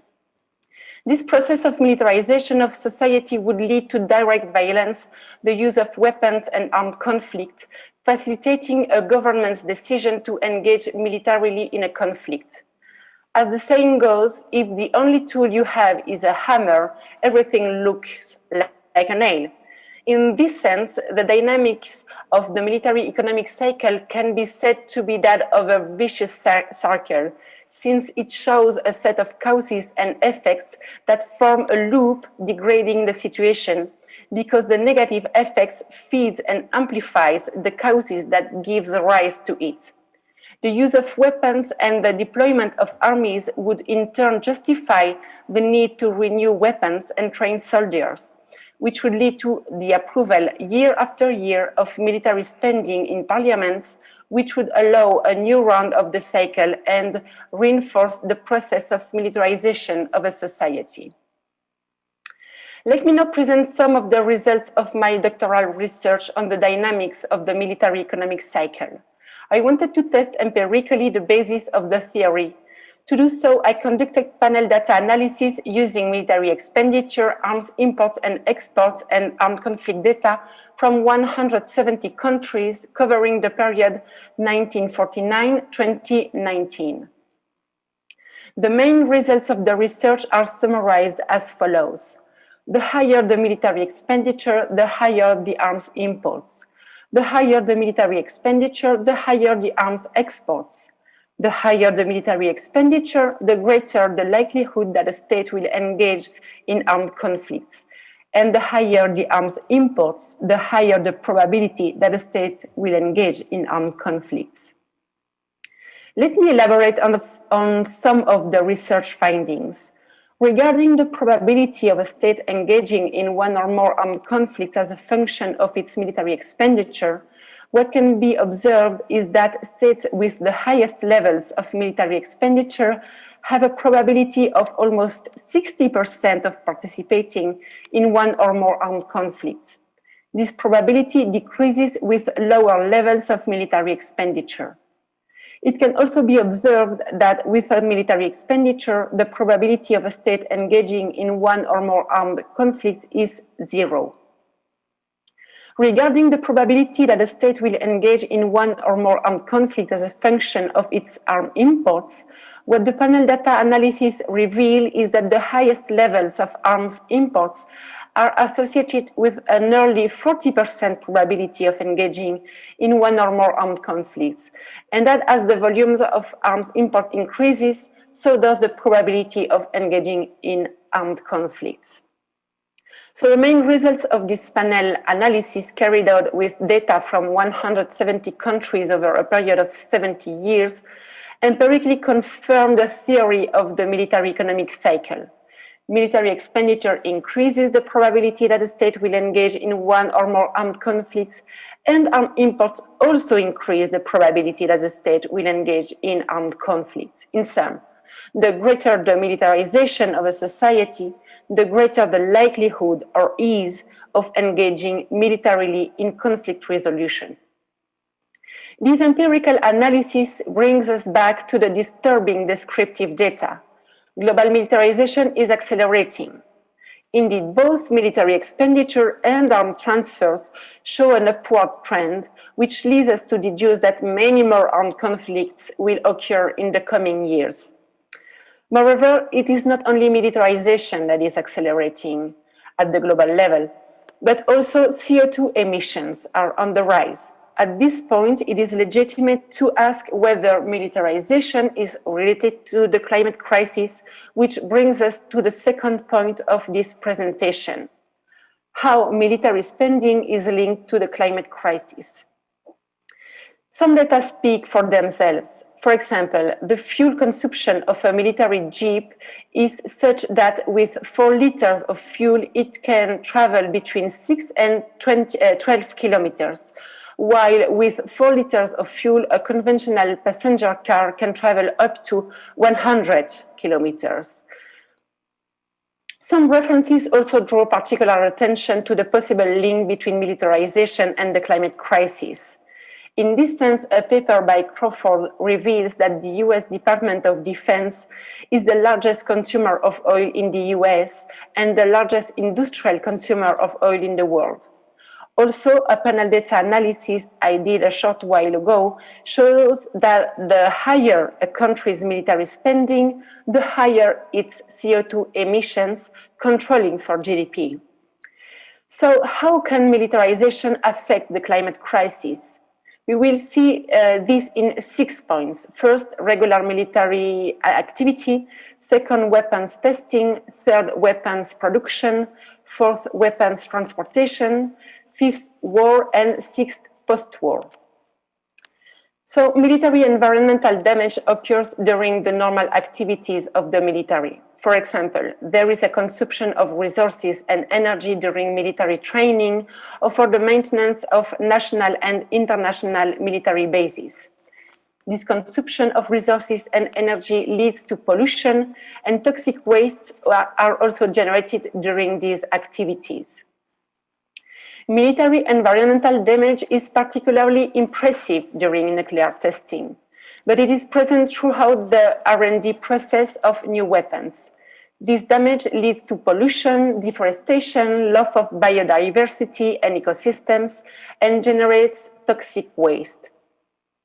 The production of weapons also causes numerous and diverse environmental damages, such as those associated with the extraction of raw materials, resources, and energy needed throughout the supply chain or during final assembly of the weapons. The transportation of weapons, of course, involves the use of resources and energy with the associated contamination. This use is particularly high for military vehicles, as we saw earlier. In times of war, military deployment and attacks can result in deforestation, loss of habitat, contamination of water and agricultural land, in addition to the environmental damage caused by the resources and energy required for military operations. Finally, the post-war period is also characterized by a great demand for resources and energy for reconstruction. As a result, landmines and bombs that did not explode in combat remain a threat to both people and nature for many years. The links between militarism and the climate crisis can be addressed more broadly, as we did in a recent report by the Dallas Center. This report highlights that neither the national security model based on the security concept nor its militarized solutions can solve the great problems that humanity has and will have, given that the environmental crisis is essentially global, while security solutions designed to defend the border and nation states are useless in these cross-border challenges. So military environmental damage therefore occurs in wartime as well as in peacetime, and it is associated with each stage of the military economic cycle. This allows us to postulate that militarization is one of the determinants of the climate crisis we are currently experiencing. In this sense, the increasing global militarization should alert us to the urgency of climate action. This brings us to the third and final point of this presentation: why peace dividends are a great opportunity to build a peaceful and sustainable world. To develop this point, I will start by defining what the peace dividend is and what it is not. To summarize, we can say that the peace dividend is the economic resources that result from the reduction of military spending. For a peace dividend to be created, the first and most important step is for the economic resources derived from the reduction of military spending to be explicitly used to finance basic human needs. The first point must be also accompanied by other measures: the reconversion of military R&D into civilian R&D, the reconversion of military industry into civilian industry, the reduction of military personnel in such a way that the demand for weapons is reduced, the closure and reorganization of military bases, and the destruction and elimination of armaments. This consideration leads us to rethink the dynamics of the military economic cycle in a virtuous circle, which from the reduction of military spending could generate a set of causes and effects that improve the whole system and lead to the construction of a peaceful and sustainable world. In this sense, the reduction of military expenditure should be destined not only to the financing of social public policies that satisfy basic human needs, but also to the ecological transition. The concept of a peace dividend can therefore illustrate the opportunity that a global reduction in military spending represents, but this is unfortunately hypothetical at the moment. What is real, however, is the opportunity cost of arms budget. In 2019, global military spending amounted to $1.92 trillion, and with a 3.2% reduction in this budget, universal primary and secondary education could be achieved by 2030. In the same line, a reduction of 100 billion per year would allow to address the needs of developing countries in terms of climate change and adaptation by 2030.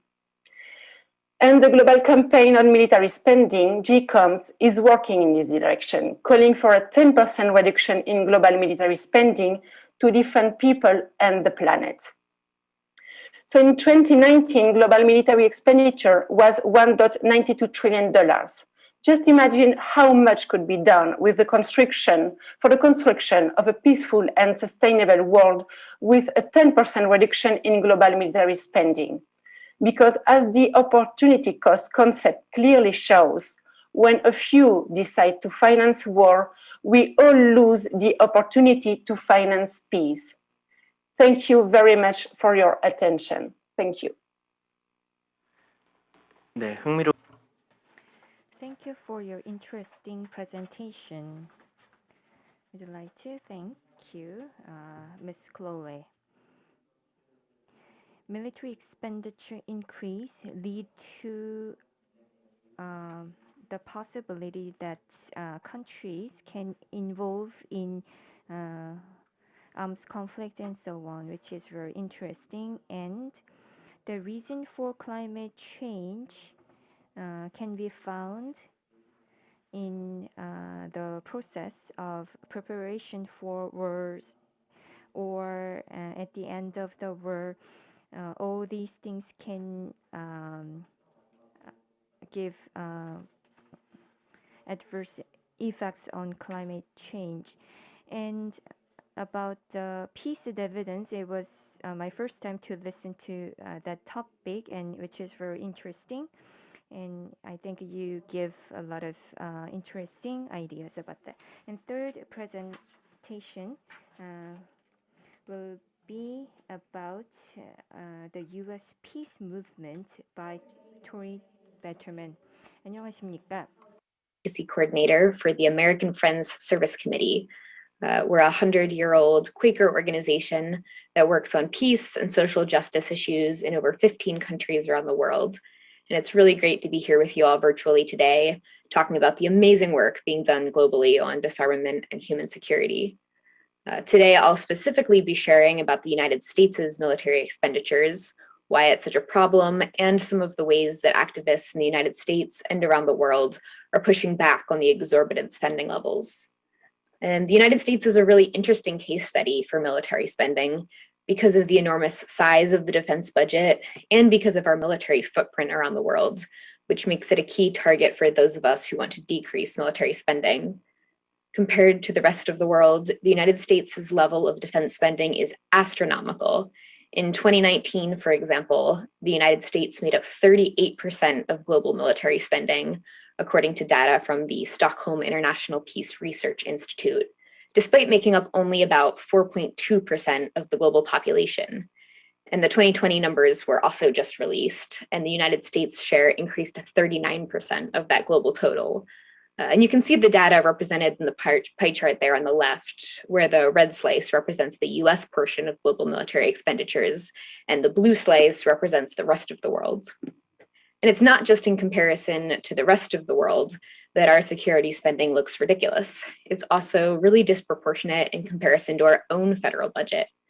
In 2021, Congress was able to decide how about $1.375 trillion was spent. This is called the discretionary budget. And they classified $740.5 billion of that total as the defense budget, so over half of the total, leaving only $634.5 billion for other priorities. And this is represented graphically by the pie chart on the right, where the red slice is the US defense spending, and the blue slice represents everything else in the United States' discretionary budget, from housing to education to nutrition. And this defense money funds a lot of different things. In 2021, the Defense Appropriations Bill included funding for over 1,300,000 active service members and an additional 800,000 reserves. Over $140 billion was for procurement of things like warplanes, attack submarines, and other equipment. It also included over $250 billion for operations and maintenance, and billions of dollars more for foreign military aid to countries like Ukraine and Afghanistan and Iraq. And this spending has implications for people around the globe who bear the brunt of the United States' incredibly militarized foreign policy agenda. The Costs of War Project recently released a report that identified US counterterrorism operations affected 85 countries from 2018 to 2019 in a range of activities that included military exercises, combat operations, airstrikes, and military assistance. And the war on terror is one example of how this money is used to really harmful effect. The same Cost of War Project estimates that since 2001, the US has spent over $6.4 trillion on these operations. And what did we get for all of that money? The war on terror has killed over 800,000 people directly. It's displaced 37 million more. And the cost in human lives, in environmental destruction, and in lost opportunities to strengthen the peace-building efforts globally are massive. And this militarized response to conflict certainly has not solved our problems. This is just one example of harmful US military engagement around the world. As our government pivots to talking about great power competition instead of counterterrorism, we'll continue seeing new impacts globally. And there are also harmful effects for service members and their families who are impacted from everything from post-traumatic stress disorder to sexual assaults in the ranks to food insecurity. So that's what this money funds and how it causes harm. But there's also things this money hasn't done, the trade-offs per se. When over half of the discretionary budget is going towards weapons and war and lining the pockets of defense contractors, it isn't being used for other important things like healthcare and housing and solutions to climate change. Each year, the National Priorities Project at the Institute for Policy Studies calculates what the defense budget could have purchased if it were spent on other important priorities. And this year, if the 2021 budget had been spent on public housing, it could have funded over 84 million units of housing. It could have funded 9.16 million elementary school teachers for the year, or it could have provided low-income healthcare for over 207 million adults. So the era of COVID-19 and the challenges of the pandemic have really exposed the priorities of our lawmakers, a huge number of whom have an easier time funding weapons and war over investing in our communities. And a perfect example of this came up last spring as the US was entering shutdowns for the first time in response to COVID. During that time, there was a ton of concern for the resiliency of our communities. Were people going to be able to pay rent? Were people going to be able to afford healthcare? And in the midst of all of that uncertainty, just a few days into most people's lockdowns, and before Congress had passed a relief bill, there were 130 lawmakers that signed a letter calling on their congressional colleagues to fund 19 more F-35 warplanes than the Pentagon had requested. That's a total of 98 planes at about $100 million each. And in that eventual COVID relief bill they passed, they gave the Pentagon an extra $10 billion, some of which ended up being used to buy parts for warplanes. What they didn't do in the bill, they didn't expand food stamp benefits or expand eligibility for food stamps. So Congress will give the Pentagon an extra $10 billion without blinking.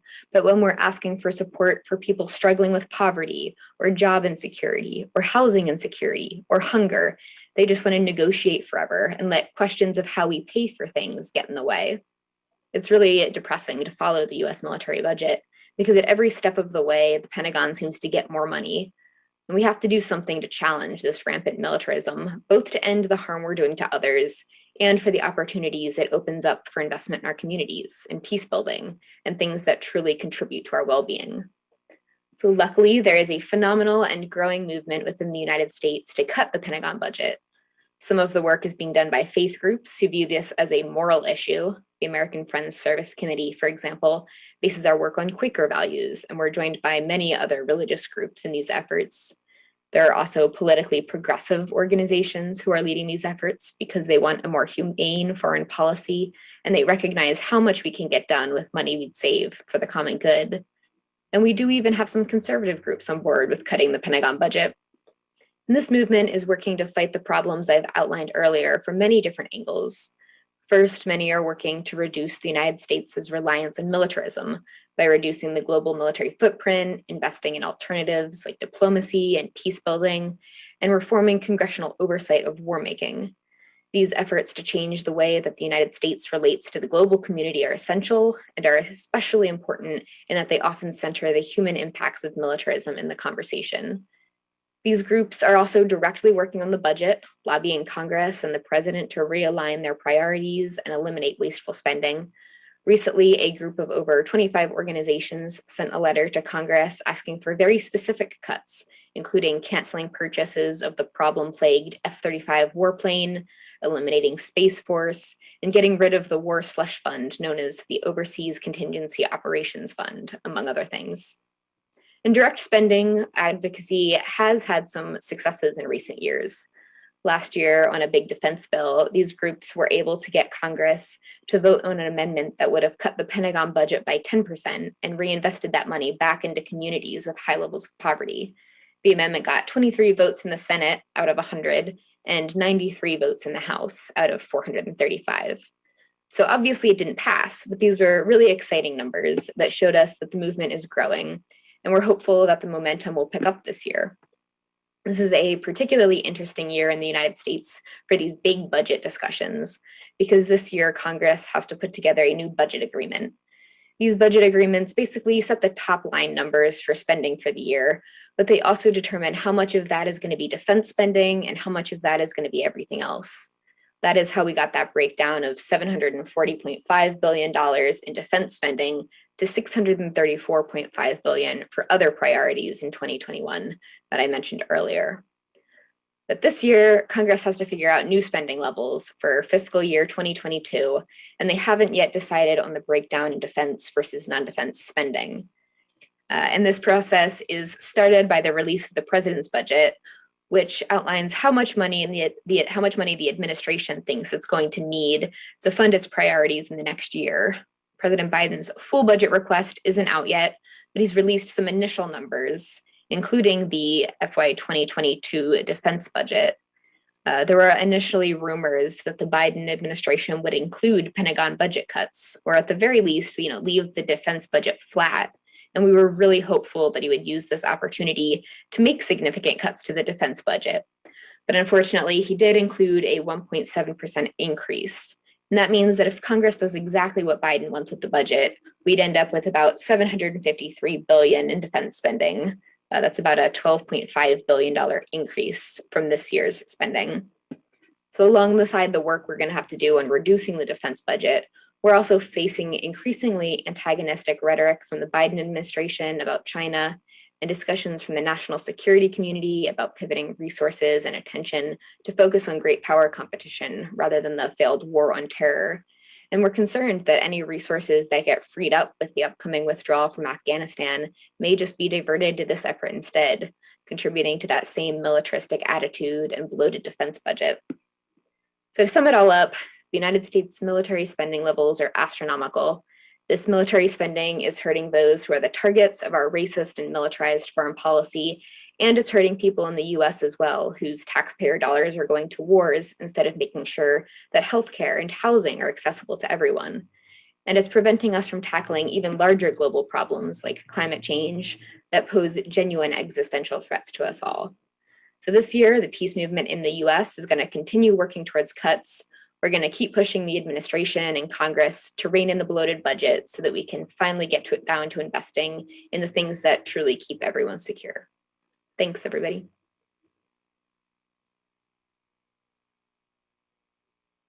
네, 좋은 발표 잘 들었습니다.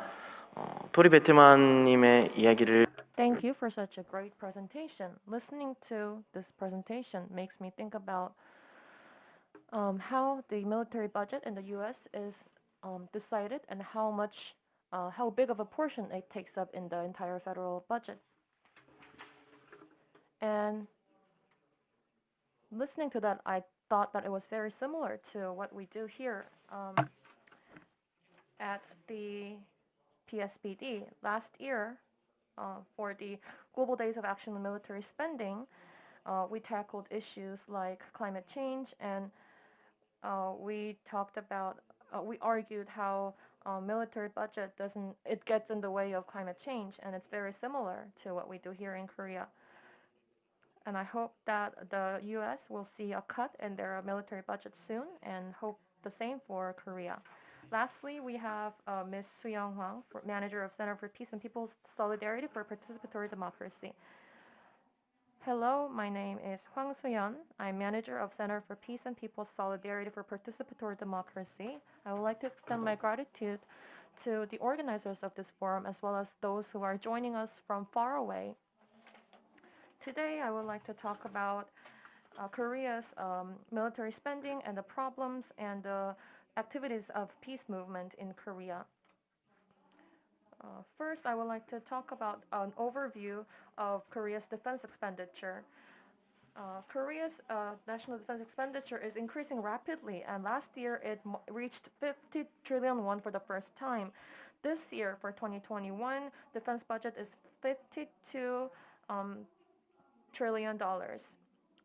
Korea's defense budget has always taken up about 10% of Korea's total expenditure. According to the 2021 to 2025 midterm defense plan, the government is planning to inject a total of 300 trillion won for the next 5 years. That will make the defense budget $60 trillion by 2024. Korea's defense budget is composed of the force operating expenses as well as the force improvement expenses. As for the 2021 defense budget, 70% goes to the operating fees and 30% is the improvement expenses. In the Moon administration, the defense budget has been increasing by 7% every year on average. In the Lee Myung-bak administration, it was 5%. In the Park Geun-hye administration, it was about 4% annually. So compared to those two administrations, it's very high. And since the beginning of the Moon administration, Moon has been arguing powerful security and responsible national defense, and increasing the response to asymmetrical threats and early transfer of OPCON and so on. And these have been the motive behind the continuous military buildup. In fact, in 2019, President Moon at the UN General Assembly Summit said that the miracle of swords being turned into plowshares would hopefully take place on the Korean Peninsula. Also in 2019, at the Oslo Peace Forum, he said that peace cannot be kept by force, it can only be achieved by understanding, by quoting Einstein.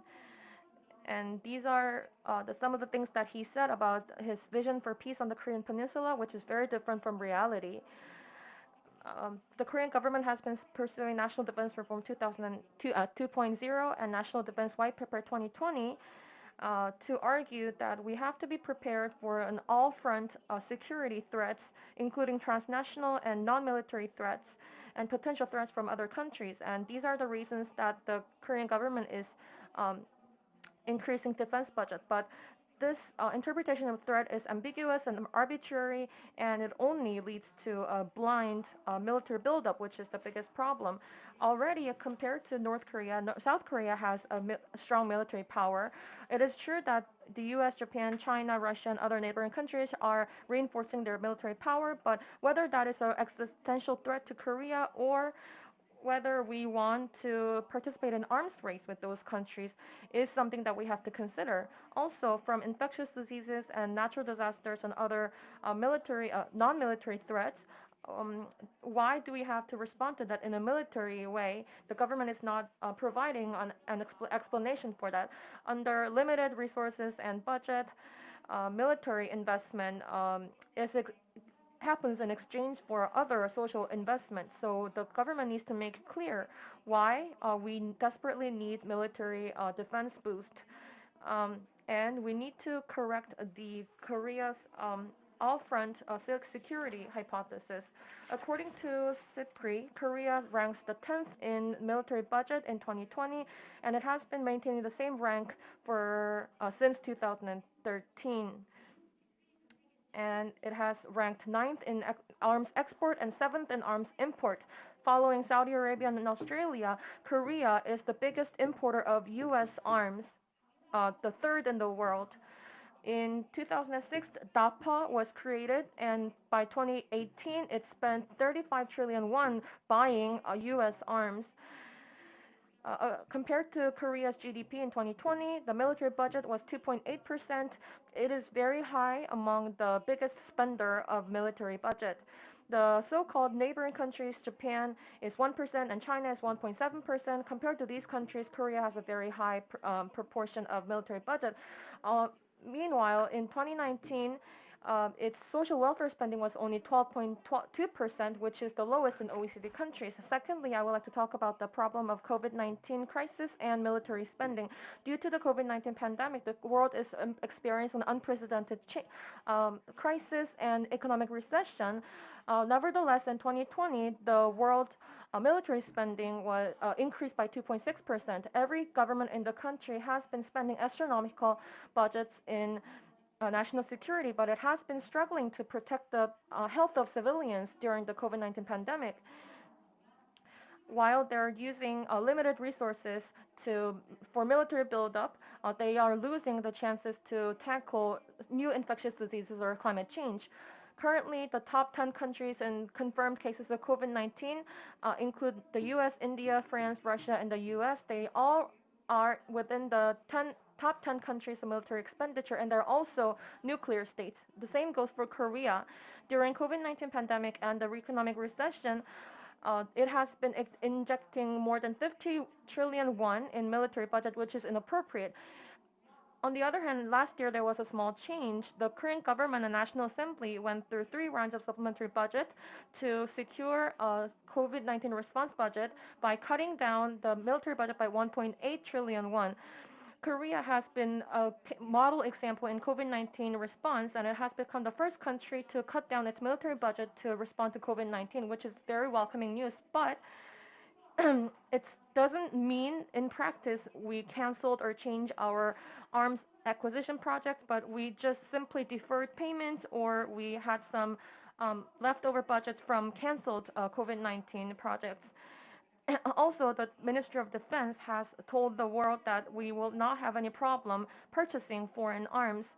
For example, in 2020, the Maritime Operation Helicopter Acquisition Project was earmarked 370 billion won again, and in 2021, the defense budget has gone up again. On the other hand, public health, basic livelihoods, ODA, and such things have a relatively low budget earmarked. As for Korea's diplomacy and unification budget, it's only 1/10 of its military defense budget. UN Secretary General Antonio Guterres said that the COVID-19 pandemic is the world's worst crisis since the World War II, and it is asking us what security for humans really means. We need to reprioritize our investment budgets, and we have to restructure our security paradigm centering around people and environment.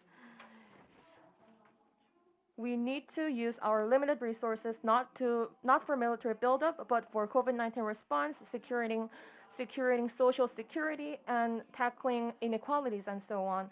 Lastly, I would like to talk about how the North Korean South Korean agreement goes against, the military budget goes against the agreement between North and South. In 2018, we had the Panmunjom Declaration for Peace. And North and South Korea has decided to stop hostilities, and also it formed a committee, a joint military committee, to talk about military drills or arms race, arms buildup. And these are very basic foundations for disarmament in the Korean Peninsula. However, the Moon administration has been boosting its military buildup even after the Panmunjom Declaration. For example, the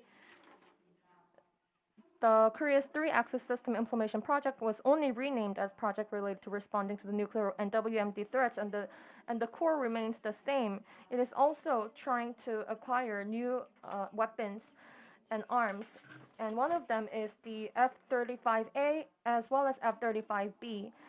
Among them, especially the light aircraft carrier or nuclear power submarines, are excessive for Korea because it aims long-range operation beyond the Korean peninsula, and these military buildups have made it difficult for us to have dialogue and confidence with each other. It goes against the Panmunjom Declaration, which is for phased disarmament, and it is also very dangerous because it could make us lose the motive for the Korean peace process. Earlier this year, North Korea criticized the South Korean government at the 8th Congress of the Workers' Party for going against our declaration, and it has also declared to build up its missile and nuclear power. For the past 70 years, this arms race has been going through a vicious cycle. For peace process on the Korean Peninsula, we must stop our military buildup as well as purchase of excessive arms. South Korea's military power is already superior to that of North Korea.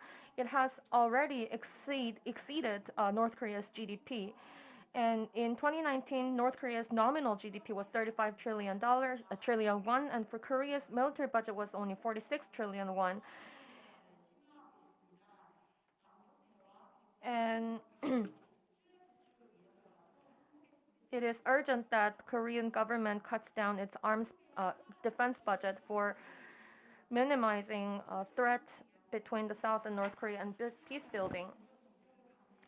PSBD has been reviewing government's budget, and it has been submitting its opinion. And every year it has been submitting opinion to the Korean government. Also, it has been celebrating Global Days of Action on Military Spending, along with many other peace and environment groups, to participate in a campaign for a military budget cut down. This year, it has waged a campaign where it said they should divert the military's budget to more peaceful tasks. Korea has not yet achieved unification, so the claim to cut down military budget is not very popular, and this disarmament movement has been criticized heavily. However, without cutting down our military budget, human security in a true sense and peace in Korean Peninsula and Northeast Asia will never be achieved. This is why we need to continue talking about disarmament.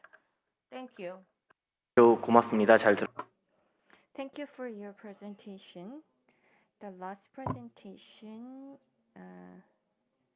is about comparing with previous administration. President Moon Jae-in's administration made a lot of efforts, but comparing with the other activities, in fact, President Moon's approach toward military budget is reversible from what he maintained, what he suggested. So we will have some Q&A session or discussion session. So till now, not that many questions and discussion topics are not coming. But, there's the question: is the presentation will be grouped in the publication of data? If you look at the home web page related to DMZ Forum, then the data will be uploaded after May 22nd. And participants, they are preparing for questions. I would like to ask some questions to presenters. For the second presentation about the data from Dallas Center,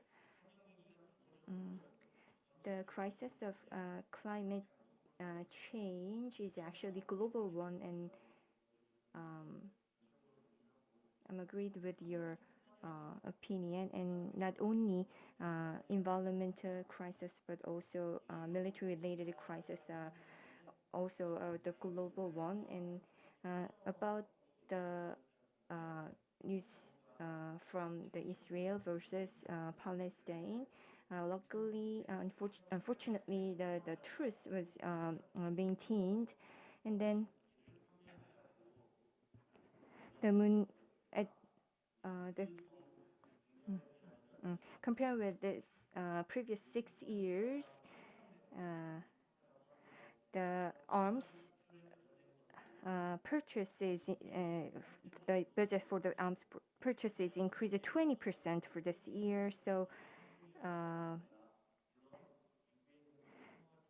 of course, activities in the U.S. As well as activities activists in Korea also have pursued the common goal to reduce military budgets around the world. But for their activities, there is no perfect one solution. So we need to share our ideas and some cases in order to improve our approach toward military budget reduction.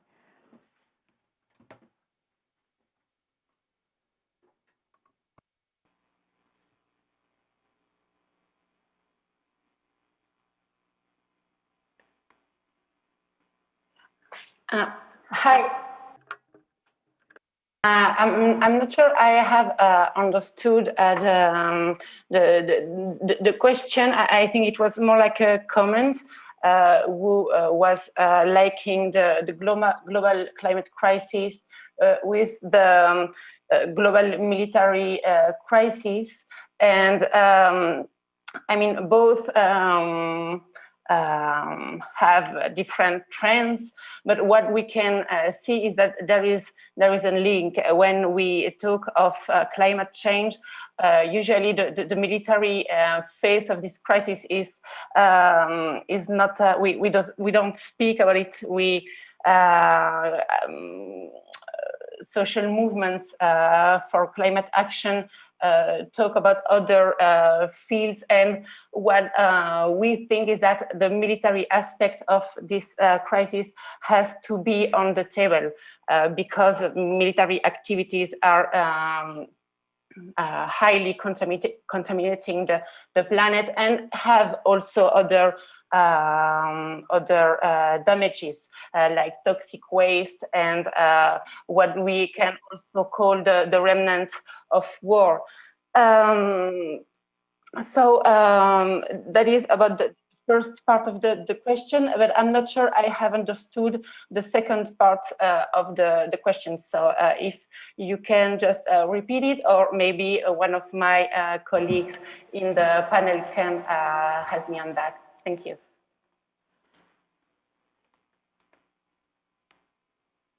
네, 두 번째 질문은 Maybe I can summarize the second question again.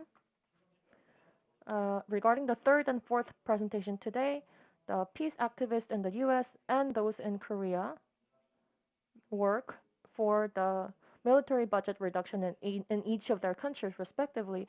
You talked about the examples and I really appreciate them. They were very useful information. But on the other hand, military budget reduction issue is not just confined to one country, but it is interlinked. It's a global issue among many countries. So regarding that, how can we form peace movement together globally in solidarity? Do you have any specific cases or ideas that you could give to us in that regard? And thank you for the clarification. And something I would say is that we are,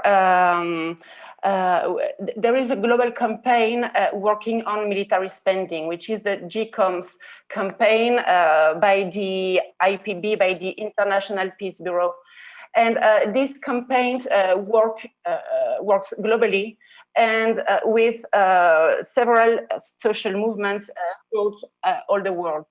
So this campaign calls for a 10% reduction in global military spending and tries to get social movement from every corner of the world working together to pressure governments and to reach that 10% reduction, and also to put some light on the opportunity cost of military spending. So the campaign shows some data comparing social budgets and military budgets, and the main purpose of this campaign is to build this great network within peace movement all over the world.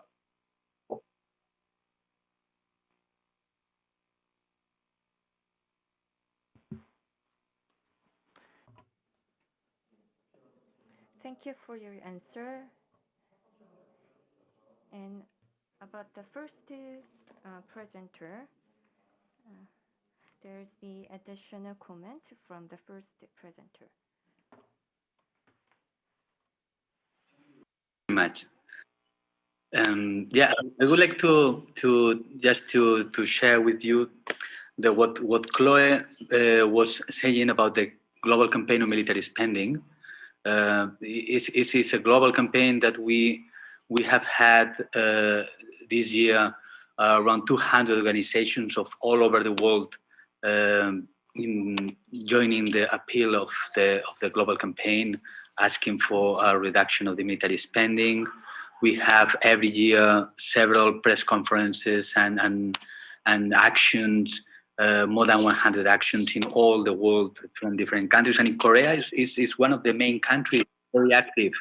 And we are very happy with that. You know that we coordinate the campaign from Barcelona, and that we try to get support of all the peace movement in all the world. And we can say that the more active now, up to now, are the Asian countries, some are European and some from North America. But we are trying to increase it in South America and also in other countries in Africa, etc., that are more difficult to get people from the peace movement. But you're right. The only way is to have a global answer to all that. And I would like to add a comment related to what we have to do as a peace movement. What we have seen, and maybe it's the same in Korea or in other countries, that it doesn't matter the government that we have, if it's more conservative or more progressive, that the military spending is going up anyway. So we have a political, let's say, problem that we don't change the political decisions because we have different political parties. That means that there is something behind that is keeping this level, is pushing, is having more power than government or than politicians. So I think we need to work on that direction, of course, but also we need to work in the cultural direction. We need to try to win the cultural fight. We need to show, to go back to more progressive proposals that are proposing the reduction of military spending, the reduction of militarization, the human rights, the environmental, the feminist. It's all together. Everything goes together. And the pacifist and the others, they go together. And we need this to push in that direction, to go back to positions that they can make all of us understanding that this is the best option. Unfortunately, what we have now is that in the world, we are moving the other direction. We are really increasing racism, increasing the movements against this evolution of society, and I would really try to push in getting the peace movement together with the other movements.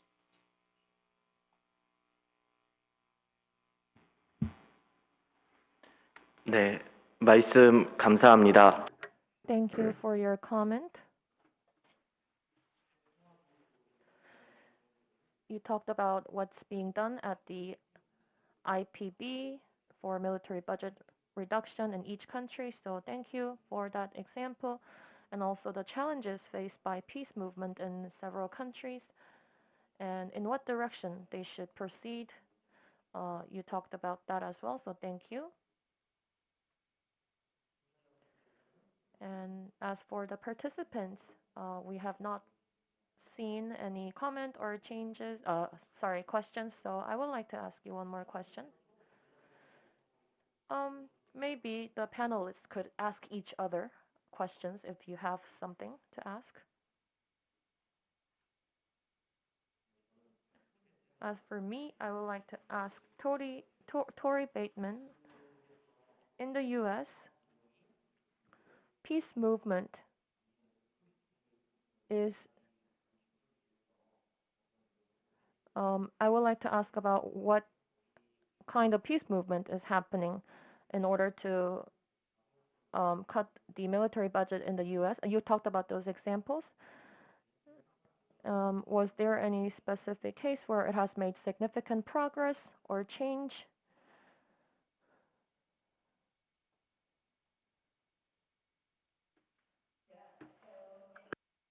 In terms of cutting the, sorry, I'm getting some echo. But in terms of decreases to the military budget itself, we haven't seen that recently. But I think the smaller increase that we saw in the initial Biden budget is an example of a win, in the sense that not a win, we didn't see the increases of 3 to 5% that defense hawks wanted, and we're seeing a willingness to push back against some of the militarism of Congress in that budget, but not nearly to the levels that we want to see. We've also seen some narrative around wasteful spending in the Pentagon, wanting to cut down on programs like the F-35, wanting to audit the Pentagon. So those are, some narrative changes that we've seen. But in terms of actually getting the big cuts we want to see, we're still in the stages of pushing for that. Some examples of peace movement activities that I think have been really effective include the Poor People's Campaign, which has put together budget documents that outline what a moral budget would look like, what faith communities and people at the grassroots want to see in a federal budget. The same goes for some of the progressive organizations that have put together lists of where they see the waste in the budget and where they see, military engagements abroad that are unjust and should end. And I think those are all really concrete steps that have been taken in the last couple of years that will push us towards seeing the big cuts we want to see.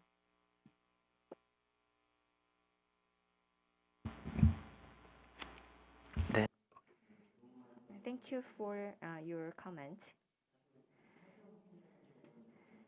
In fact, actually, Ms. Hwang Soo-young is my colleague.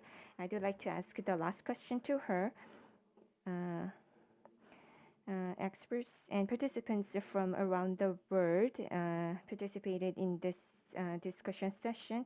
On behalf of them, I would like to ask her one question. In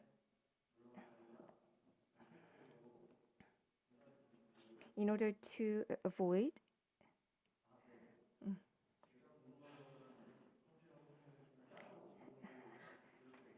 my question will be remained later.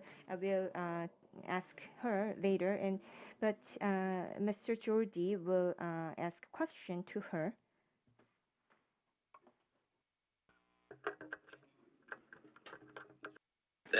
We very often, and in that situation, I would like to ask to Ms. Soo-young Hwang.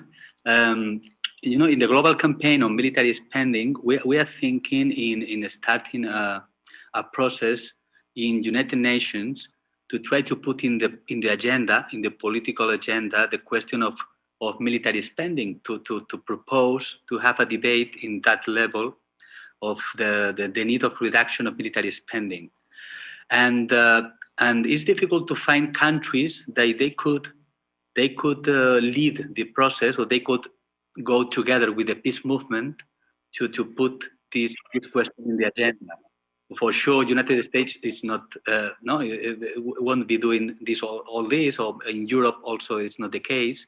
But maybe in Korea, it would be possible that in Korea, that is a country that is really investing on peace, put it in the agenda the need of demilitarization of the international agenda.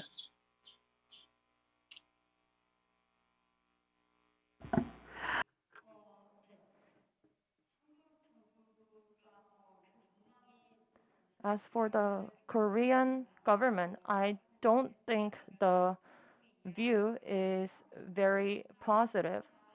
If I am correct,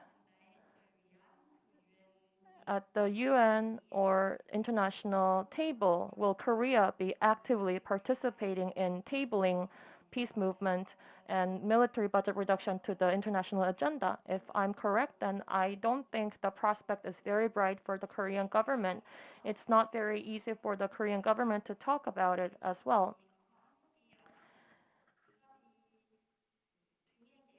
As for increasing military budget, the points that Korea talk about usually is the fact that Korea is technically still at war, so that is why it has to keep increasing military budget. And as for Korea, there's a very special condition called the Korea-US Joint Alliance. So there's a very special link between those two countries. So regarding weapons, you know, there are certain areas where Korea can't be totally independent in making decisions when it comes to those military aspects. So I don't think the prospect is completely bright for Korea in that aspect. Also, when it comes to nuclear weapons, banning export of nuclear weapons, for those agendas Korea participates, but Korea usually takes the same approach as the US. So it doesn't really actively talk about banning nuclear exports, or it's not being very explicit about those demands. So Korea's general stance is that we need to get rid of nuclear weapons, but for realistic reasons, Korea is never really explicit about that. So to answer your question, I don't think the prospect is very bright. But when it comes to civic groups in Korea and other independent groups, recently they have looked back at the 2 to 3 years of the past in inter-Korean relations, and many Koreans have been beginning to criticize the military budget aspect. So I think that discussions can ensue in that aspect. And for the peace on the Korean Peninsula, Korea is also in a position to ask global cooperation. So the Korean government, I think, should take more initiative in doing that. And that's something that I will also keep working on. Thank you. 거라고 생각을 합니다. Thank you for the answer. I hope this is useful. In fact, the hours that we prepare is almost finished. So I do like to ask some last comments from presenters. From Ms. Hwang Soo-young to Mr. Jordi, I'd like to ask your comments for the last time.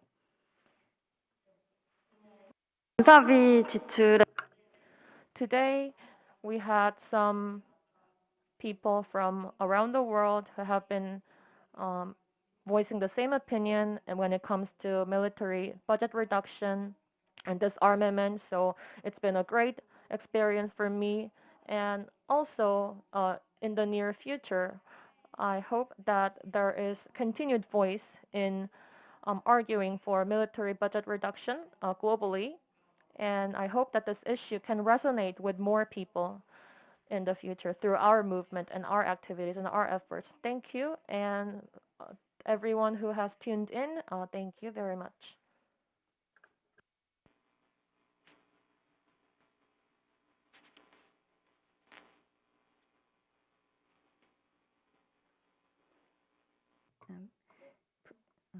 Please give us the comment from Ms. Tori Wittman.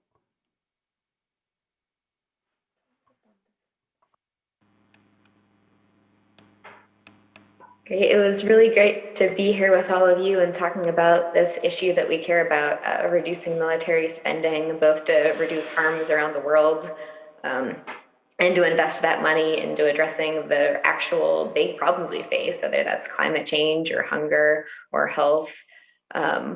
And I really look forward to working with all of you and the various civil society and peace movements and researchers and academics around the world to make sure that that happens in the future. Thanks for having us, and look forward to working with you all.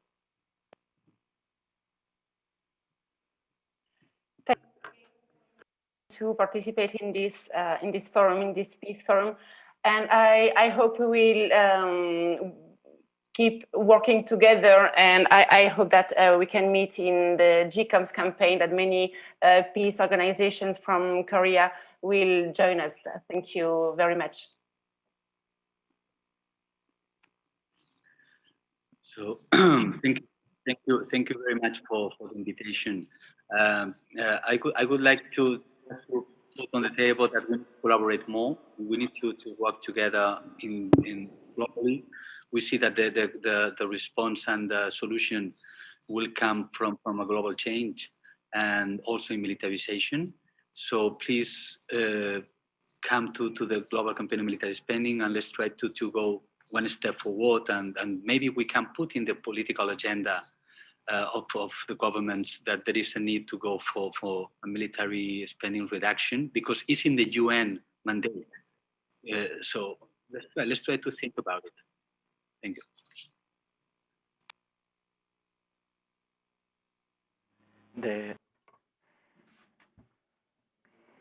Thank you, all of you, for your presentation and discussion in Q&A session.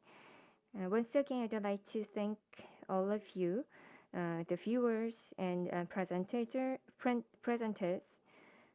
and interpreters and the technical staff about this session of disarmament and human security will be completed. Thank you very much. Under the theme of disarmament and human security, the session will be completed. I'd like to appreciate the comments of all the presenters and all the viewers. Thank you very much.